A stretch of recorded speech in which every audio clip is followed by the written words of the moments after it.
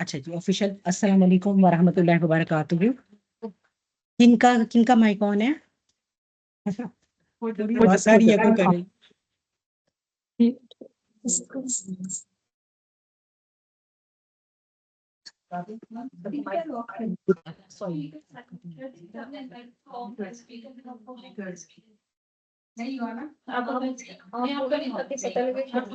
आपका आपके मोबाइल से आ रही है आवाज?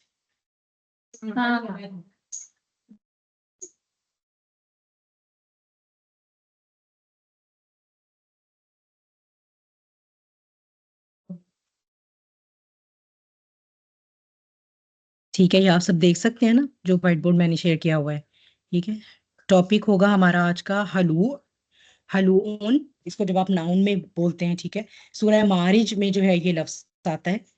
और जब भी कुरान को मैं अप्रोच करती हूँ ना, तो मुझे सबसे ज्यादा जो ब्यूटी कुरान की मेस्मराइज करती है वो ये है कि कुरान जो है वो हमें हमारे अंदर ट्रांसफॉर्मेशन लेके आना चाहता है।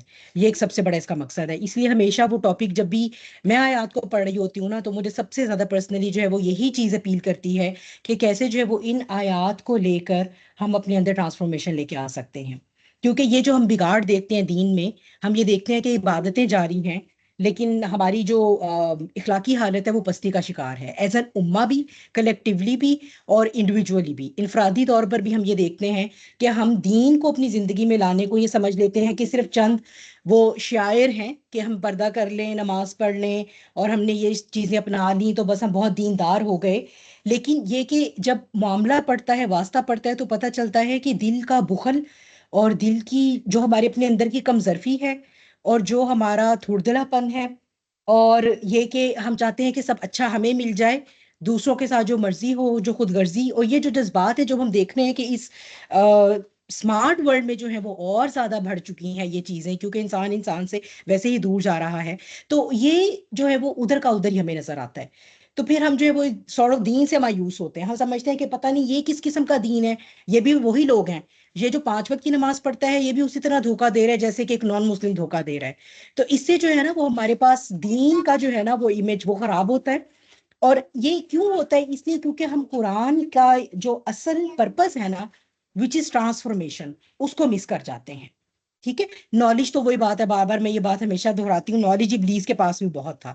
इबादत उसके पास हम सारे भी मिलकर करें तो पता नहीं हम उतनी इबादत कभी कर सके या नहीं, जितनी कि वो कर चुका था जब अल्लाह ने उसे फरिश्तों में शामिल किया। लेकिन क्या हुआ? क्या उस इबादत ने उसको ट्रांसफॉर्म किया? क्या उसके कल्ब में तब्दीली आई? क्या ऐसा हो सकता है कि एक इंसान अल्लाह की वाकई पहचान रखे और फिर वो किबर करे, तकब्बुर से काम ले? क्या ऐसा हो सकता है? नहीं हो सकता ना, क्योंकि इल्म का हतमी नतीजा तो उज्ज उज्ज और इंकसारी होना चाहिए ना। हमारे अंदर इंकसारी आनी चाहिए थी, जो नहीं आती। हम तकब्बुर करते हैं, हक से मुंह मोड़ते हैं, डिस्पाइट द फैक्ट कि हमें जो है वो कुरान, हमने कुरान की तफसीरों की तफसीरें पढ़ी होती हैं, हमें नॉलेज होता है कुरान का। हम मैं आपसे कोई भी जो है वो बुनियादी अहकामात पूछ लूँ तो आप सबको माशाल्लाह पता होंगे। ठीक है, और आप सब उस पर अमल भी कर रहे होंगे। लेकिन क्या ये चीज हमारे अंदर तब्दीली लेकर आती है? खास तौर पे इन द फेस ऑफ ट्रायल्स। जब तो मैं और आप अच्छे ठंडे मीठे बैठे हुए अपने घरों में, तो हम बहुत अच्छे होते हैं, specially to our immediate relations, क्योंकि वही हमारा करेक्टर सर्टिफिकेट देंगे ना क़यामत वाले दिन।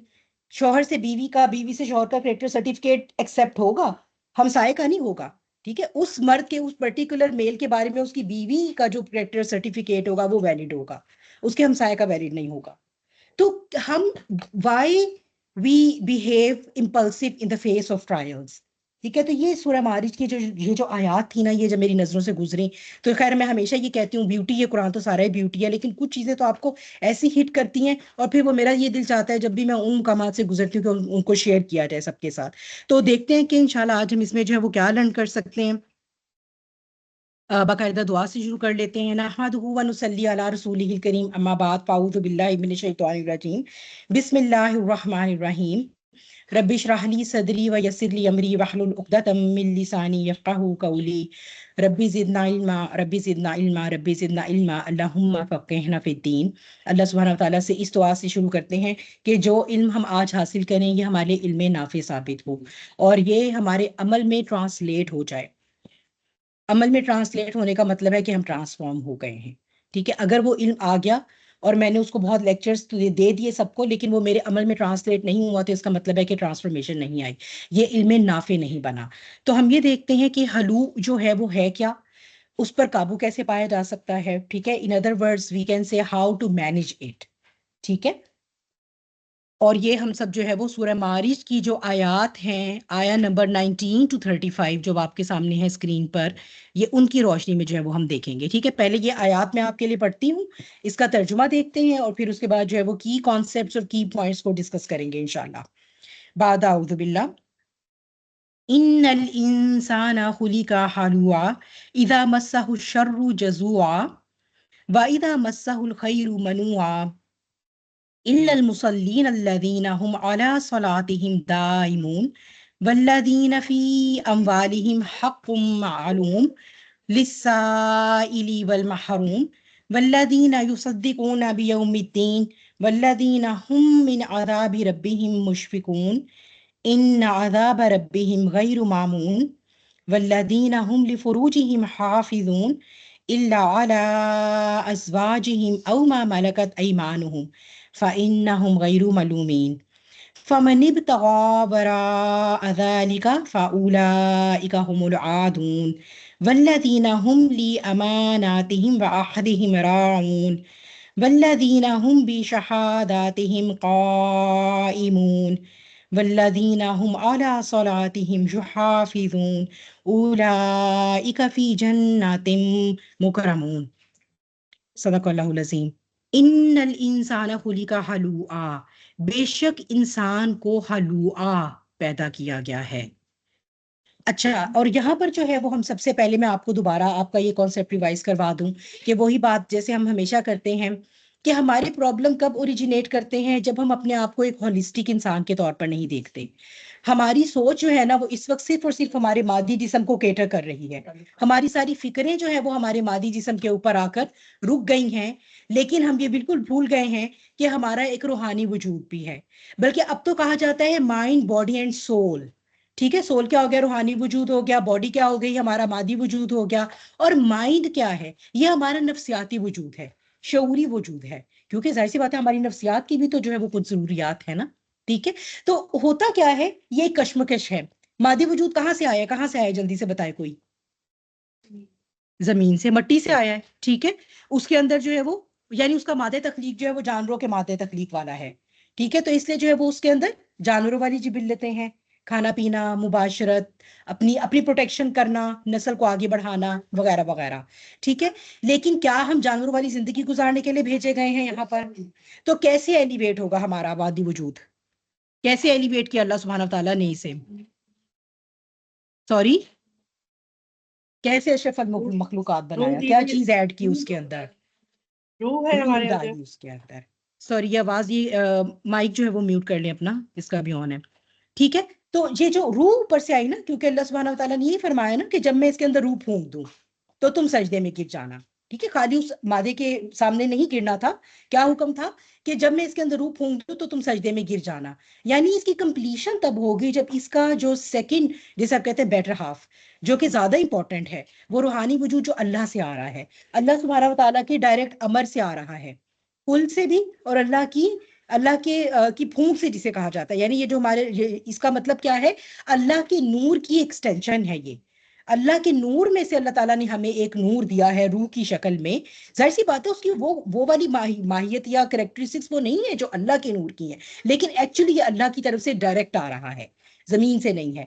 ये वो है जो जब हमारे मादी वजूद के साथ मिलेगा तो ये हमें उठाकर आसमान की बुलंदियों पर ले जाता है, बल्कि सिदरतुल मुंतहा से आगे ले जाता है, मसजूद मलाइक बनाता है, ठीक है। तो अब अगर हम ये हमारी अपनी चॉइस है कि हम अपने किस वजूद को जो है वो ज्यादा पालते पोसते हैं। अगर तो हमारी फिक्र जो है वो यही है कि खाना पीना और सजना संवरना है और बस दुनिया इकट्ठी करनी है, और मादे की फिक्र है, तो ठीक है, अल्लाह ताला ने आपको मोहलत दी हुई है, चॉइस दी हुई है, आप उसके साथ जो मर्जी कीजिए, ठीक है। लेकिन ये कि आखिरत में फिर आपको उसकी कीमत अदा करनी पड़ेगी।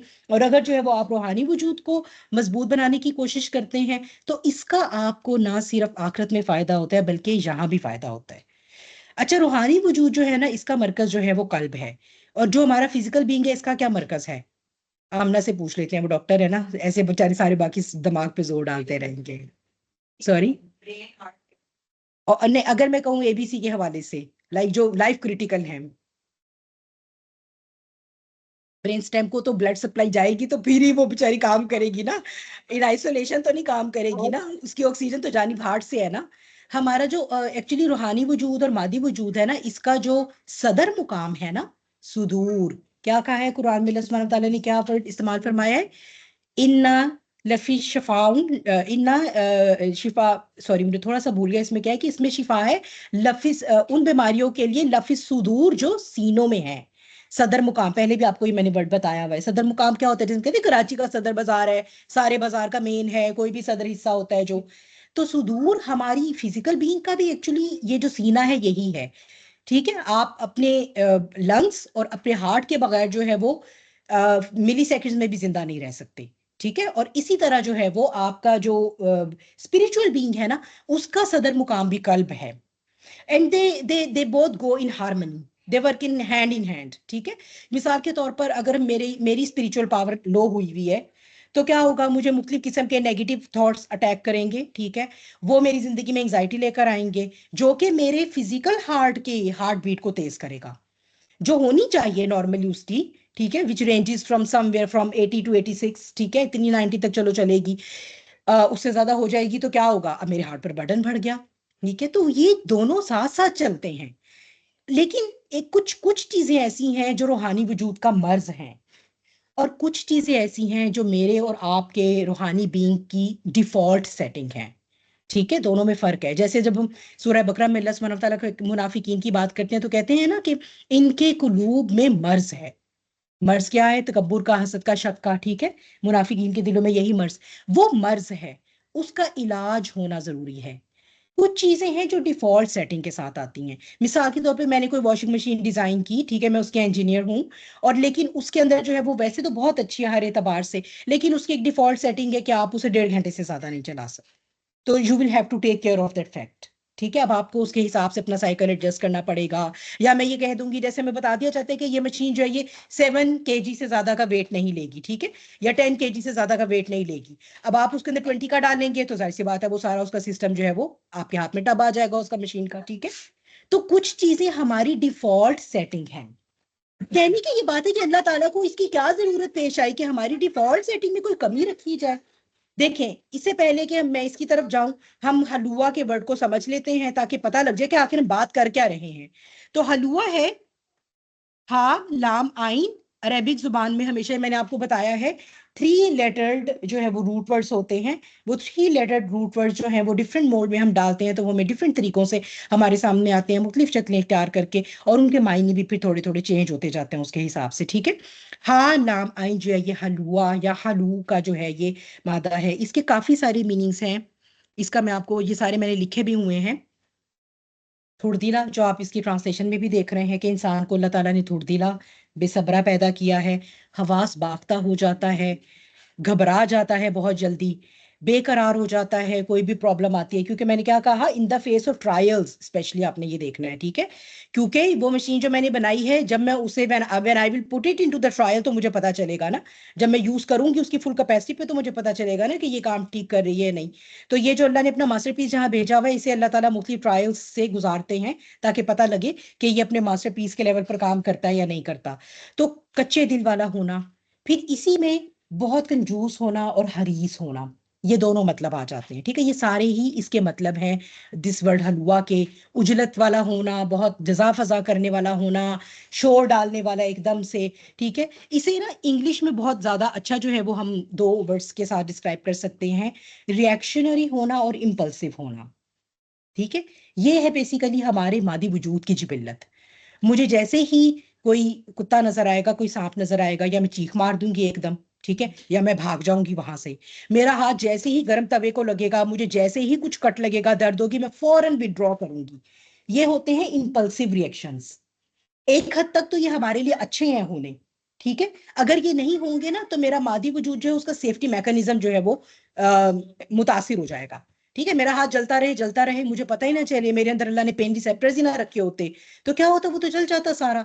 मैं जल के उसी वक्त ही मेरा तो पता नहीं कितने % बर्न हो जाता। ठीक है, और 35% से ऊपर बर्न के सर्वाइवल के चांसेस जो हैं वो बहुत रिड्यूस हो जाते हैं, लेस देन 80 to 85% हो जाते हैं। ठीक है, मोर देन 50 to 60% बर्न का मतलब है 100% मोर्टेलिटी।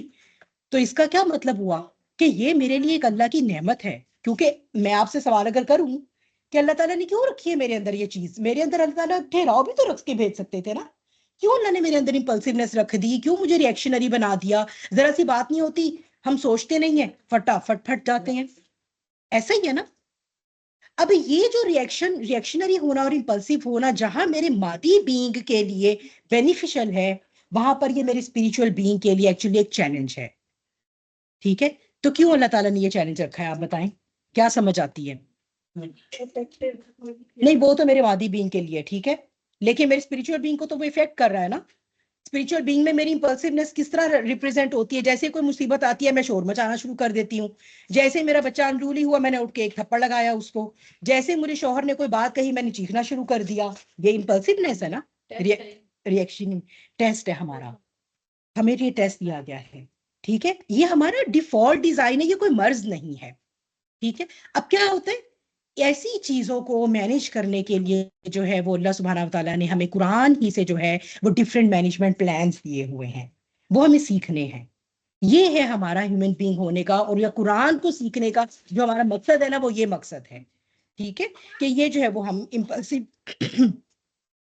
कि अपनी इस इम्पल्सिवनेस को, अपनी इस रिएक्टिविटी को जो है, रिएक्शन को रिस्पॉन्स में कैसे कन्वर्ट करना है।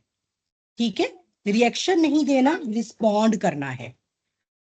तो ये बेसिकली मेरे और आपका जो कह ले नफ्सियाती वजूद है उसके लिए एक चैलेंज है, ये चीज जो अल्लाह ने मेरी और आपकी डिफॉल्ट सेटिंग में रखी है, या जो मेरा और आपका स्पिरिचुअल बीइंग है उसके लिए एक चैलेंज है। मादी वजूद के लिए तो ठीक था, सही है, लेकिन ये कि वैसे जो है वो ये हमारे लिए एक चैलेंज है। इस चैलेंज पे कैसे ओवरकम किया जाएगा, क्योंकि आप देखिए अल्लाह सुब्हानहू व तआला जो है वो हम पर जुल्म तो नहीं कर सकते। ऐसा तो नहीं हो सकता था कि अल्लाह ताला हमें कोई चीज, कोई चैलेंज दें और फिर उसको ओवरकम करने का तरीका ना बताएं और फिर उसको पर हमें टेस्ट करते रहें, क्यामत वाले दिन पूछते रहें कि भाई तुमने क्यों जो है वो फला जगह सब्र से काम नहीं लिया, मैंने तुम पर ट्रायल भेजी। ठीक है, फॉर्मूला पता ना हो, ऐसा अल्लाह सुब्हानहू तआला की जात से महाल है, बईद है, ऐसा नहीं है। अल्लाह ताला हमें जिन चीजों पर टेस्ट करने वाले हैं उनकी सारी की सारी जानकारी कहने आप, उसका नॉलेज, उसके स्टेप्स, उसके मेन्यूवर्स, उसका सिलेबस, वो हमें सब बता दिया गया है। It's just up to us कि हमने उसको एक्सप्लोर करना है कुरान से और सीखना है और उसको इम्प्लीमेंट करना है। ठीक है, तो ये जो हमारा रिएक्शनरी हो जाना, इंपल्सिव हो जाना, ये हमारे अंदर अल्लाह सुब्हानहू व तआला ने एज अ टेस्ट रखा है। इसको देख लेते हैं, इसकी जो तफसीर है ना वो अगली दोनों आयात में आ रही है। कैसे हैं हम रिएक्शनरी, इदा मसहु शर्रु जजुआ, जैसे ही उसको कोई मस करना, हम उर्दू में भी कहते हैं ना, मस करना, छू गई जैसे उसको कोई शर, शर से मुराद है कोई ट्रायल। ठीक है, मतलब लाइक ये नहीं कि बुरा, क्योंकि हमें वो सिचुएशन बुरी लग रही होती है। ठीक है, मेरा कोई प्यारा दुनिया से चला गया, मुझे लग रहा है ये बहुत बुरी सिचुएशन है, ये बहुत दुख वाली बात है। हालांकि अगर हम जो आलमे जो अमर है ना उसमें अगर देखें तो कोई भी शर नहीं है, आलमे अमर में हर शय खैर ही खैर है। अगर आप ये देखिए कि हजरत मूसा अलैहिस्सलाम सूरह कहफ में जब हम देखते हैं, हजरत खिजर के साथ जाते हैं, तो आपको जाहिरी तौर पर नजर आ रहा है कि एक नेक माँ बाप का बहुत जो है वो छोटी उम्र का लड़का है, वो भी अभी टीन्स में एंटर होने वाला प्री टीन लड़का है, उसे कत्ल कर दिया गया। कितनी एक वायलेंट सिचुएशन है उनके लिए, कितनी हार्ट ब्रोकन सिचुएशन है। ठीक है, लेकिन ये कि आल में अमर में क्या था उनके लिए लिखा हुआ, क्योंकि इसने आगे जाकर अगर इसे जिंदगी दी जाती तो ये उनके लिए इतनी तकलीफ का बाइस बनता कि वो खुद मुंह से कहते कि इससे अच्छा था कि तुम छोटे होते मर जाते। उससे बल्कि अल्लाह ने रिप्लेस करके उनको एक ऐसी औलाद देनी थी जो उनकी आंखों की ठंडक बनने वाली थी। तो आलम अमर में कुछ भी शर नहीं है।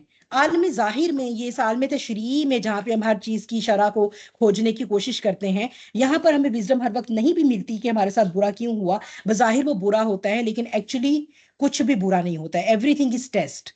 इट इज जस्ट लाइक कि क्वेश्चन पेपर में कोई मुश्किल सवाल आ जाता है, ठीक है, तो हम जो है वो पिटना डालते हैं, हाय ये बहुत मुश्किल था, आज का पेपर तो बहुत मुश्किल था, बड़ा आउट ऑफ सिलेबस था। हालांकि एग्जामिनर को पता होता है थोड़ा मुश्किल था, चलो लीनियंट मार्किंग करेंगे, बल्कि बसा होगा तो उसमें ज्यादा अच्छे नंबर आ जाते हैं। ऐसा ही होता है ना।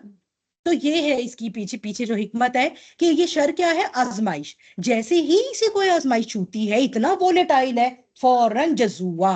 अच्छा, यहाँ पर मैं आपको बता दूं, हलुआ जजुआ और मनुआ, ये फऊल के मोड पे आते हैं। ये एक ऐसा मोड है अरेबिक में जो एग्जैजरेशन का सीगा है, यानी सिर्फ जजा फजा नहीं करता, हद से ज्यादा जजा फजा करने वाला है। बढ़ा चढ़ाकर हम जैसे कहते हैं ना, जैसे हम कहते हैं ना कि भाई जो है वो अम, तुम्हारा इंतजार करते तो मुझे सदियां गुजर गई, इस तरह की जो एग्जैजरेशन हम मुहावरतन भी उर्दू में इस्तेमाल करते हैं, ठीक है। तो हलुआ क्या है कि सिर्फ है नहीं बेसब्रा, हद से ज्यादा बढ़ा हुआ बेसब्रा है, एग्जैजरेटेड फॉर्म है ये उसकी। और इसी तरह एग्जैजरेटेड फॉर्म है जजा फजा, फौरन रिएक्शनरी इंपल्सिव। इधर मुसीबत आई नहीं, ठीक है, किसी को घर में किसी प्यारे को हार्ट अटैक हुआ नहीं, हाथ पैर फूल गए, क्योंकि हमने अपने रिफ्लेक्सेस कभी भी शुरू जिंदगी से कुरान पर बेस ही नहीं किए होते। हमारे रिफ्लेक्सेस कैसे बेस हुए होते हैं, कैसे बेस हुए होते हैं, कैसे? हाँ, एनवायरमेंट, हाँ। और एनवायरमेंट में हमें कोई अल्लाह का बंदा नेक कभी किसी को मिल गया खुशकिस्मती से, तो मिल गया कि जो आप जिसे इतना कंट्रोल देखें, वरना पेरेंट्स की कैपेसिटी में पेरेंट्स तो फौरन ही पैनिक होते हैं ना, ठीक है। तो हम जो है वो, और यही हम रोल मॉडल करते हैं अपने बच्चों के लिए। तो कहाँ से पता चलेंगे, रिफ्लेक्स तो नहीं पता लगेंगे अंटिल ये कि फिर वो बालिग हो, उसको अल्लाह कुरान नसीब करे और वो उसको समझे और सीखे, जैसे कि अब हम इस उम्र में आके सीख ही रहे हैं अल्हम्दुलिल्लाह। तो क्या बात है, बात ये है कि चूंकि उसने ये देखा कि जैसे कोई मुसीबत पड़ी, तो मैं उसने अपने इर्द गिर्द के इंसानों को देखा कि वो फटाफट इंपल्सिव हो जाते हैं और जजा फसा शुरू, रोना पिटना, हम पे ही आ गई, हम, मेरा क्या कसूर था, अब पहले ही 10 मुश्किलें थी, ऊपर से ये आ गई मुसीबत ने हमारी रास्ता देख लिया, मैंने तो किसी का कुछ नहीं बिगाड़ा था, इस किस्म के जुमले आप अक्सर हम सुनते हैं, ठीक है। तो ये जो इस मोमेंट्स पे जो होता है ना, क्योंकि सबर क्या है, वो जो कब किया जाता है, जो पहली जो हिट करते ही, जैसे ही शर ने आपको हिट किया, मस्सा, जैसे उसने छुआ आपको, उस वक्त जो आप हैं, आप वो असल हैं, उस वक्त जो आप हैं वो आपकी असल है, बस ये याद रखिए। जैसे ही आपको आजमाइश ने हिट किया, जो उस वक्त आपकी असल है, जो आपने उस वक्त बिहेव किया, वो आपकी असल है, ठीक है। तो अब आईना हमारे सामने है, हम सब अपना अपना उसमें देख सकते हैं कि हम पे कोई ट्रायल आती है तो हम कैसे बिहेव करते हैं फौरन से, ठीक है। क्या हम काम और कंपोज होते हैं, जाके हम ये फटे, ठीक है। तो जवाब जो है वो मेरे ख्याल है इतना मुश्किल नहीं है। तो basically how to keep our काम, अब अगर आप साइकोलॉजी देखें ना, जितनी भी पढ़ें, सारी कुरान के उसूलों पे जो है वो बेस है। बस ये कि वो बेचारे उन लोगों ने दराफ्त कर लिया जिनका फेथ नहीं है कुरान पर और अल्लाह पर, बातें वो वही करते हैं जो अल्लाह ताला ने कुरान में हमें बताई हैं, लेकिन हमने कभी ना अरबी सीखनी थी, ना कभी कुरान की गहराई में उतरना था, ना कभी उन प्रिंसिपल्स को निकाल के लाना था, उन्होंने हमें निकाल के दिए। तो हमें कभी कभी वो कुरान में जहां से मिल जाते हैं तो हम फिर बड़े उछलते हैं कि वाह वाह वाह, ये तो कुरान से आ रहा है। हालांकि ये सारी चीजें हमें निकाल के दुनिया को देनी चाहिए थी अपने इस मैनुअल से, जो वो हमें निकाल के रिसर्च के जरिए पहुंच गए, वो वहां कुरान से नहीं भी पहुंचे। तो आप देखिए, इल्म है ना, इल्म तो किसी की में रास नहीं है, जो ले ले उसकी है। अच्छा, ठीक है। तो क्या होता है, जैसे ही इसे क्लैमिटी हिट करती है, रामसाहु शरू जजुआ, फौरन शुरू, ठीक है, ये हो गया वो हो गया। और ऑन अदर साइड क्या होता है, वाइसा मसाहुल खैरु, जैसे ही इसको कुछ अच्छा मिल जाता है, और अल खैर कुरान में जो है वो माल के लिए भी आता है, रिसोर्सेज के लिए भी आता है, वो है ना, इन्नहु लहुब्बिल खैरी शदीद, कि ये तो माल से शदीद मोहब्बत करने वाला है। तो अल खैर माल के मीनिंग में भी है, जैसे इसको कोई भलाई मिलती है, कोई रिसोर्स मिल जाता है। मनुआ, मनुआ क्या है, जो किसी को किसी चीज से महरूम रखने वाला है, ठीक है, किसी को किसी चीज से महरूम करना जो है, इसे मनुआ कहते हैं, उर्दू में भी हम कहते हैं मना करना। अब उसको क्या हुआ, ये तो मुझे मिल गई है खजाने की चाबी, किसी और को ना मिले। ये जो आज मेरी यहाँ इतनी प्रैक्टिस चल रही है ना, मैंने तो वो की नोट्स जो है ना, वो किसी अपने जूनियर को नहीं देने, कल को ये तो मेरा रिस्क छीनेगा, क्यों आमिना, प्रोफेशनल जेलिसी, है ना। ये अगर मैंने अपने जूनियर को बिल्कुल ही इस तरह सिखा दिया जैसे कि जिस जिस स्किल पर मैं पैसे कमाता हूं, तो ये तो सारा मेरा रिस्क ले उड़ेगा। तो होल्ड कर लो, नॉलेज को होल्ड कर लो। ये जो पैसा है, ये तो मैंने अपनी जवानी गला कर कमाया है, मैं क्यों इसमें से जो है वो अपने के फलां चचा को, फलां भतीजे को, फलां जो है वो उसको, कुछ लोग तो औलाद पर भी खर्च करते, बहुत कंजूस होते हैं, मैं क्यों ये खुद कमाए, खुद दर दर की जो है वो ठोकरें खाएं, तो इन्हें पता चले। तो क्या होता है, शदीद कंजूसी का, और वो जो वो मैंने कहा हिर्स और कंजूसी, ये दोनों भी इसी के मीनिंग में आते हैं हलुआ के। तो ये है हमारे दिल की जो है वो हमारे स्पिरिचुअल बीइंग की डिफॉल्ट सेटिंग, जिसकी वजह से हम इन दोनों सिचुएशंस में ऐसा बिहेव करते हैं। इसे क्रॉस रेफरेंस करते हैं सूरह यूनिस की आया नंबर 12 में। अल्लाह सुब्हानहू तआला फरमाते हैं, जब इंसान को तकलीफ पहुंचती है तो वो हमें पुकारता है, अपने पहलू पर या बैठे या खड़े हुए। क्या हो गया? जजुआ, है ना। यानी अब अल्लाह को पुकारने में भी क्या है, वो बेचैनी, जल्दी। ये नहीं कि उसे अल्लाह ताला के साथ कोई ताल्लुक लगाव कायम करने की फिक्र है, नहीं नहीं नहीं, उसे ये कि बस कुछ करूं, अल्लाह ताला कहीं नजर आ जाए तो अल्लाह के पैरों से लटक जाऊं, पड़ जाऊं, अपना सर रख दूं कि बस मुझसे टाल दे ये जो हमारी बेचैनी होती है ना, कि बस ये मेरे सर से हट जाए, ये है वो जज्बा, ये है वो हलवा। ठीक है, हालांकि अल्लाह ताला ने वो भेजी क्यों थी? कि आपको ऐसी ठोकर लगे, आप मुंह के बल गिरे और आप थोड़ी देर के लिए पॉज हो जरा जिंदगी में। जो एक आप सरकश घोड़े की तरह सरपट दौड़े चले जा रहे थे ना, थोड़ी देर रुके और अब जरा सोचे कि हुआ क्या है मेरे साथ, और फिर जरा सोचे और फिर वो कनेक्शन अल्लाह के साथ जो टूट रहा था या टूट चुका है उसको बहाल करने की कोशिश करें। ठीक है, पर हमारा अल्लाह से उस वक्त कनेक्शन भी क्या है? अल्लाह ताला बस किसी तरह ले जाए इस चीज को, ये मेरे सर से मुसीबत टल जाए किसी तरह, बस ठीक है। लेटे हुए हैं, उसी का ख्याल है हर वक्त, चाहे बैठे हैं, जो मर्जी है, अल्लाह का नहीं उसका ख्याल है। क्यों? क्योंकि फिर जब हम उसकी तकलीफ दूर कर देते हैं तो वैसे गुजर जाता है जैसे इसने खुद को तकलीफ पहुंचने पर हमें कभी पुकारा ही नहीं था। और एहसान फरामोशी का ये रवैया तो हम इवन इंसानों से बड़ा ऑब्जर्व करते हैं। होता है ना, मेनी टाइम्स आपने ऐसे लोगों को हेल्प की होती है जो, आप सेटल थे फॉर एग्जाम्पल यहाँ, ठीक है, कोई आया, आपका कंट्री फेलो था, सिटी फेलो था, कोई फेलो था, आपने उसको बड़ी हेल्प की स्टेब्लिश होने में, ठीक है। उसके बाद जो है वो जनाब जब वो सेटल डाउन हो गया तो अब वो जो है वो गुजर जाता है, साथ वाली गली से उसकी गाड़ी गुजरती है तो वो आपको देख के नजरें चुरा लेता है, सलाम भी नहीं करता। तो जब इंसान अपने खालिक को इतना, उसका इतना एहसान फरामोश हो सकता है तो इस इंसान का एहसान क्या मानेगा? ठीक है, तो ये है, ये क्यों होता है? अल्लाह ताला कहते हैं कि इसी तरह हम हद से गुजर गुजर जाने वालों के लिए उनके अमल को जो है वो सजा देते हैं, ठीक है, उसको जो है वो मुज़य्यन कर देते हैं। तो इसका क्या मतलब हुआ? इसका ये मतलब हुआ कि हमारे ये जो चीज है ये कहाँ से रूट कर रही है? हद से गुजर जाना। तो क्या चीज, क्या एलिमेंट मिसिंग है जिसकी वजह से ये सब प्रॉब्लम आ रहा है? जब हम एक तरफ इस हद को चले जाते हैं या उस हद को चले जाते हैं, तो क्या एलिमेंट इसका मतलब है हमारी शख्सियत से मिसिंग है, जिसकी वजह से? बैलेंस, अदम तवाजुन। और अदम तवाजुन की वजह से क्या चीज हमारी जिंदगी में बढ़ जाती है? बेचैनी, एंजाइटी।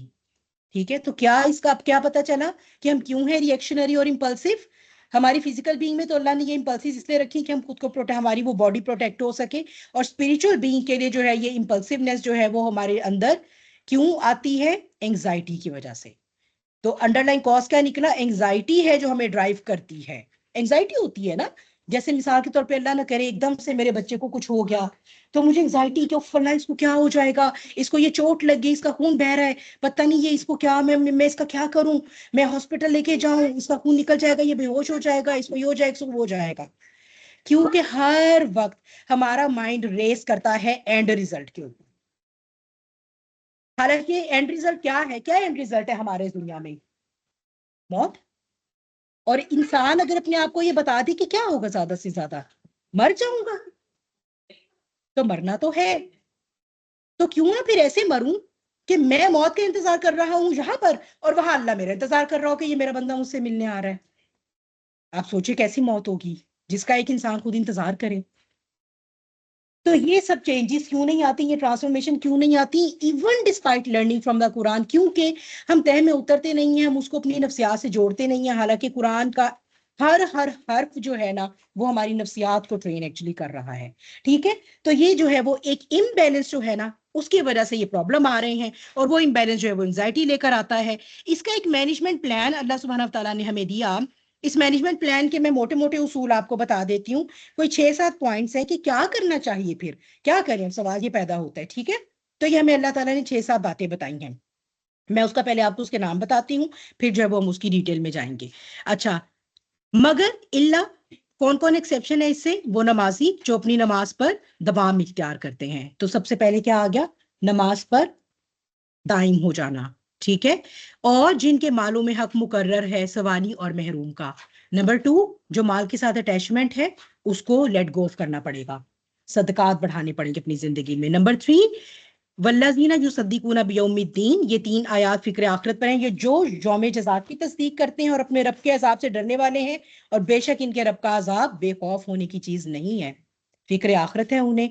नंबर 4, और जो अपनी शर्मगाहों की हिफाजत करते हैं सवाए अपनी बीवियों के या लौंडियों के, फिर यकीनन उन पर कोई मलामत नहीं, फिर जो कि उसके अलावा चाहे तो वही हद से गुजरने वाले हैं।